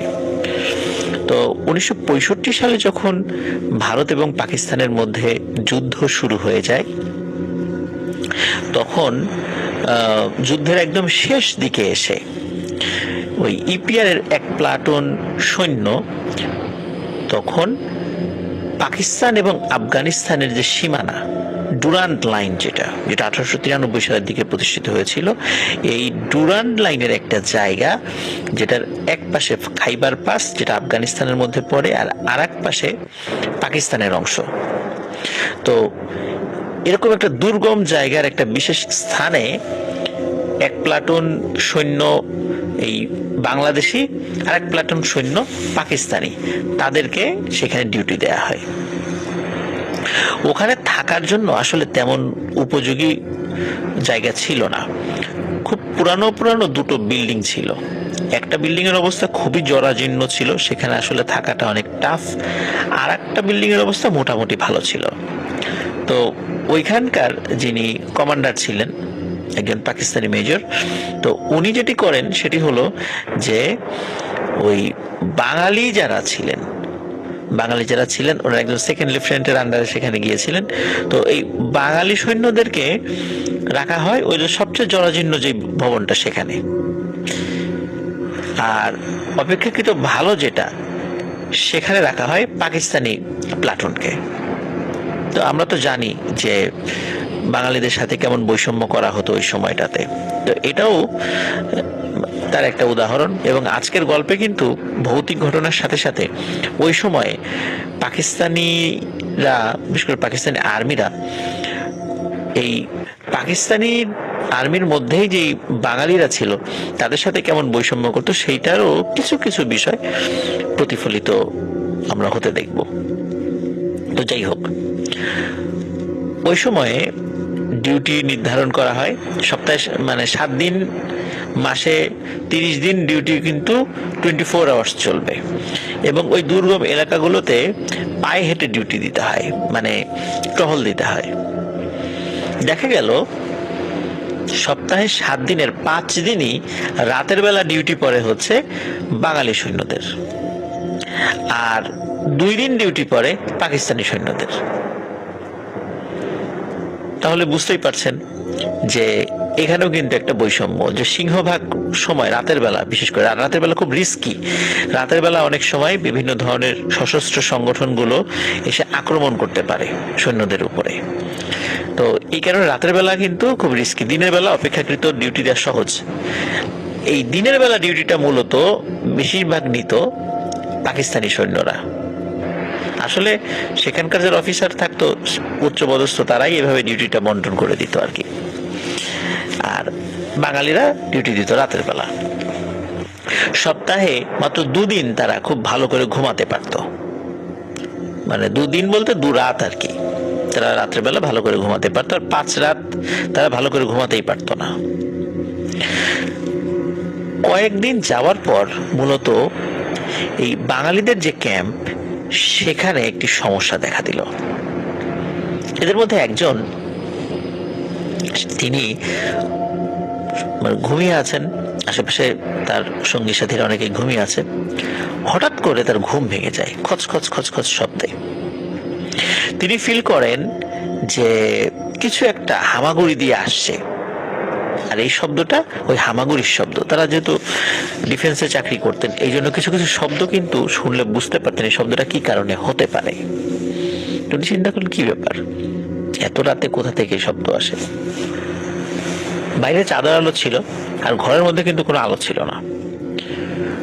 উনি একটু দেখার চেষ্টা করেন, তো উনি দেখতে পান যে ফ্লোরের উপরে কেউ একজন হামাগুড়ি দিয়ে এগিয়ে আসছে, এবং ওই খচখচ শব্দ ওটা এগিয়ে আসার শব্দই। তো উনি বুঝতে পারছিলেন না যে এত রাত্রে কে আসছে। উনি হয়তো বা শত্রু মনে করেছিলেন, কিন্তু এত রাত্রে তো এখানে আসার কথা না, আর আসলেও তো এভাবে আসার কথা না। তো ওনার কাছে কিন্তু আলো ছিল। আলো ছিল বলতে কি, ওনাদের ছোট ছোট এক ধরনের টর্চ লাইট দেওয়া হয়েছিল ব্যাটারির। উনি কি করেন, সাথে সাথে ওই টর্চ লাইটটি ওই ছায়ামূর্তিটির দিকে মারেন, কিন্তু দেখা যাচ্ছে যে ওখানে কিছুই নেই, এবং ওই খচখচ শব্দ বন্ধ হয়ে যায়।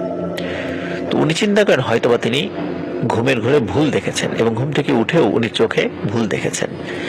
তো এই বিষয়টি নিয়ে উনি আর সেকেন্ড টাইম চিন্তা না করে উনি আবারও শুয়ে পড়েন এবং ঘুমিয়ে যান যথারীতি, আর কোনো সমস্যা হয় না। এর কয়েকদিন পরে ঘটে আরো একটি ঘটনা। ওই বাঙালি ক্যাম্পের মধ্যে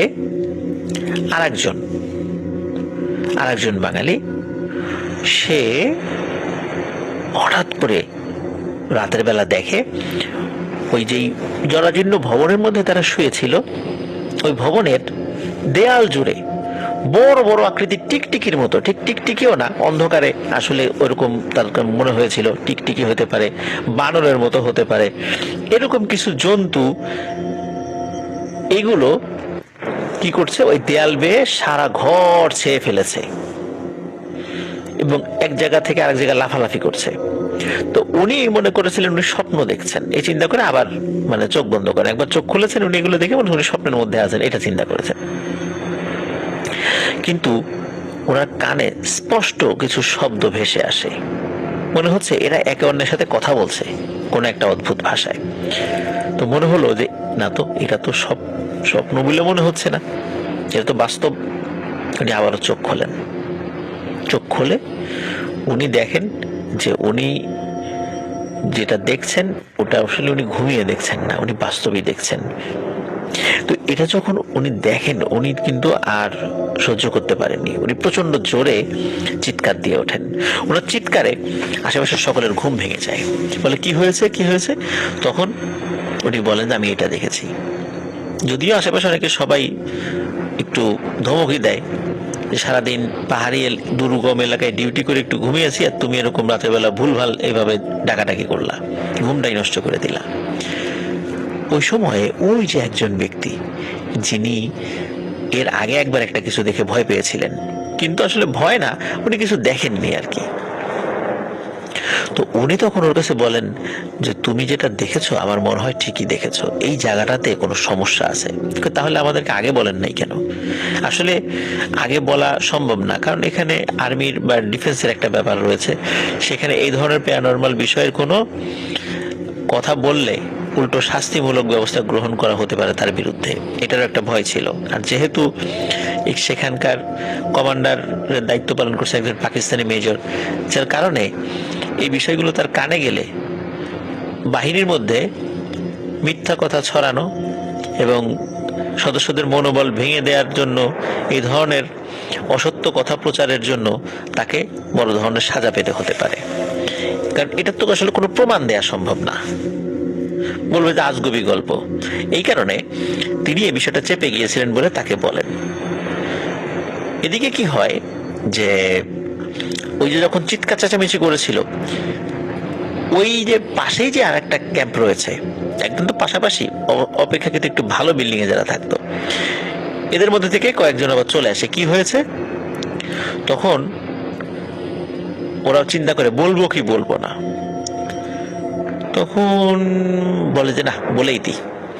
অবশেষে তাদেরকে বলে। এটা বলার পরে দেখে যে ওদের মুখ ফ্যাকাশে হয়ে যায়। ওদের মধ্যে একজন কিছু না বলে চলে যায়। পরবর্তী দিন মানে সকালবেলা ওরা এসে বলে, মানে পাকিস্তানি যারা ছিল আর কি, এরা এসে বলে যে আমাদের মনে হয় এই জায়গাটাতে কোনো সমস্যা আছে। তা না হলে আমাদের বিল্ডিং এও আমরা কেন ভয় পাচ্ছি? রাতের বেলা ভয় পেত, কারো হাঁটা চলার শব্দ, দেয়াল জুড়ে মাকড়সার মতো কোনো মানুষ ঘুরে বেড়াচ্ছে এমন জিনিস দেখতো, বড় বড় টিকটিকি আকৃতির জিনিস দেখতো যে দেয়াল বয়ে ঘুরে বেড়াচ্ছে, তাদের গায়ের উপর উঠে যাচ্ছে। কিন্তু আসলে সেখানে কিন্তু এ ধরনের কোনো সমস্যা ছিল না বাস্তবে। বিষয়টা যখন ক্যাম্প কমান্ডার জানেন, তখন ডিসিশন নেওয়া হয় যে আগেও তো ডিউটি ছিল, এখন ডিউটি আরো বাড়ানো হবে। ক্যাম্পে ডিউটি দেওয়ার জন্য তো প্রতি রাতেই লোক থাকে, বলে ডিউটি আরো বাড়ানো হবে। উনি ডিউটি বাড়িয়ে দেন, তবে যেই লোকগুলোকে দিয়ে ডিউটি মূলত বাড়ান সেটা বাঙালিদেরকে দিয়েই। আর্মিরা, বিশেষ করে পাকিস্তানি আর্মিরা ডিউটিতে রাতের বেলা কম থাকতো, দেখা গেল 2 জন ডিউটিতে আছে পাকিস্তানি আর 8 জন হলো বাঙালি। এমন একটা অবস্থা, মানে রেশিওটা আসলে বাঙালিদের ক্ষেত্রে খুবই বেশি আর কি। এখন পাহারা তো বসানো হয়।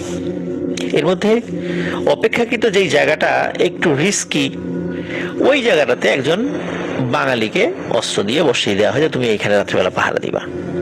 বসে দিচ্ছে পাহারা। রাত আনুমানিক 2টো কি 2:30 বাজে। হঠাৎ করে ওই যে যিনি ডিউটিতে ছিলেন তার কাছে মনে হলো যে ওই দিক দিয়ে লাল লাল বড় বড় চোখ যেগুলো জ্বলছে, এরকম কোনো একটা কিছু এগিয়ে আসছে। কারণ পাহাড়ি এলাকায় কিন্তু পাহাড়ি নেকড়ের ভয় আছে, তারপর পাহাড়ি কুকুরের ভয় আছে, অনেক সময় অ্যাটাক করে অনেক ক্ষতি সাধন করে, প্রাণহানিও হয়। এখন উনি যেহেতু দেখেছেন এই জিনিসটা, উনি মনে করেছেন হয়তোবা এরকম পাহাড়ি নেকড়ে টেকড়ে জাতীয় কিছু। উনি 7-5 না ভেবে ফায়ার করেন। যখন ফায়ার করেছেন তখন উনি দেখেন যে ওই যে লাল লাল চোখ দুটি এগিয়ে আসছিল সেটা ওখানে থেমে যায়, কিন্তু আগে তো 1 জোড়া চোখ জলজল করছিল, এখন মনে হচ্ছে আরো 4-5 জোড়া চোখ জলজল করছে। উনি চিন্তা করলেন নেকড়ে তো আসলে একা থাকে না, এরা দলবদ্ধভাবে থাকে, নিশ্চয়ই এগুলো ওই দলবদ্ধ হয়ে থাকা অন্য নেকড়েগুলো। তিনি আবার ফায়ার করেন। এবার দেখা গেল ওই 7-8টা চোখের মতো দেখা যাচ্ছিল, এইবারটা দ্বিগুণ হয়ে গেছে। এভাবে তিনি যখন বারবার ফায়ার করছিলেন তখন কিন্তু ভিতর থেকে লোক চলে আসে হাতে অস্ত্র টস্ত্র নিয়ে, মনে হয় হামলা হয়েছে এরকম কিছু। কারণ হলো মাঝে মাঝে রাতের বেলা 1-2টা ফায়ার ফাঁকা করতে হয়, যাতে হিংস্র জন্তু জানোয়ার বা আশেপাশে ডাকাত বা ওরকম কোনো যদি কেউ থেকে থাকে তারা সতর্ক হয়ে যায় আর কি।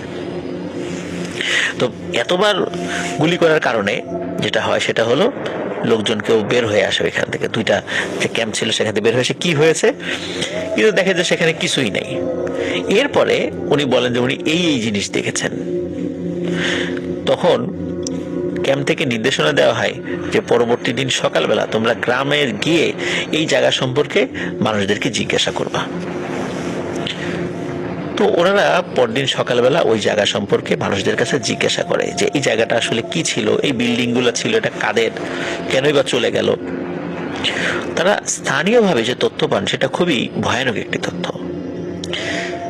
তারা বলেন যে এখানে বেশ কয়েক বাড়ি ছিল, মানে ছোট্ট একটা গ্রামের মতো ছিল।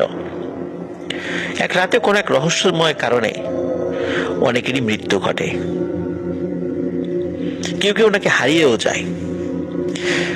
তারপর যে দু একজন ছিল তারাও ভয়ে এই ঘর বাড়ি ছেড়ে চলে যায়। তারপর আস্তে আস্তে এটি পরিত্যক্ত হয়ে যায় এবং যত্নের অভাবে এটি এখন ধ্বংসের উপক্রম হয়ে গেছে। তো আসলে কেন ওই ধরনের ঘটনা ঘটেছিল, হঠাৎ করে এত লোক কেন মারা গিয়েছিল, এই জিনিসগুলো অমীমাংসিত ছিল। আর আপনারা যেই ঘরগুলোতে আছেন এগুলো মূলত ওদেরই ঘর, এই কারণে হয়তোবা ভয় পেয়েছেন।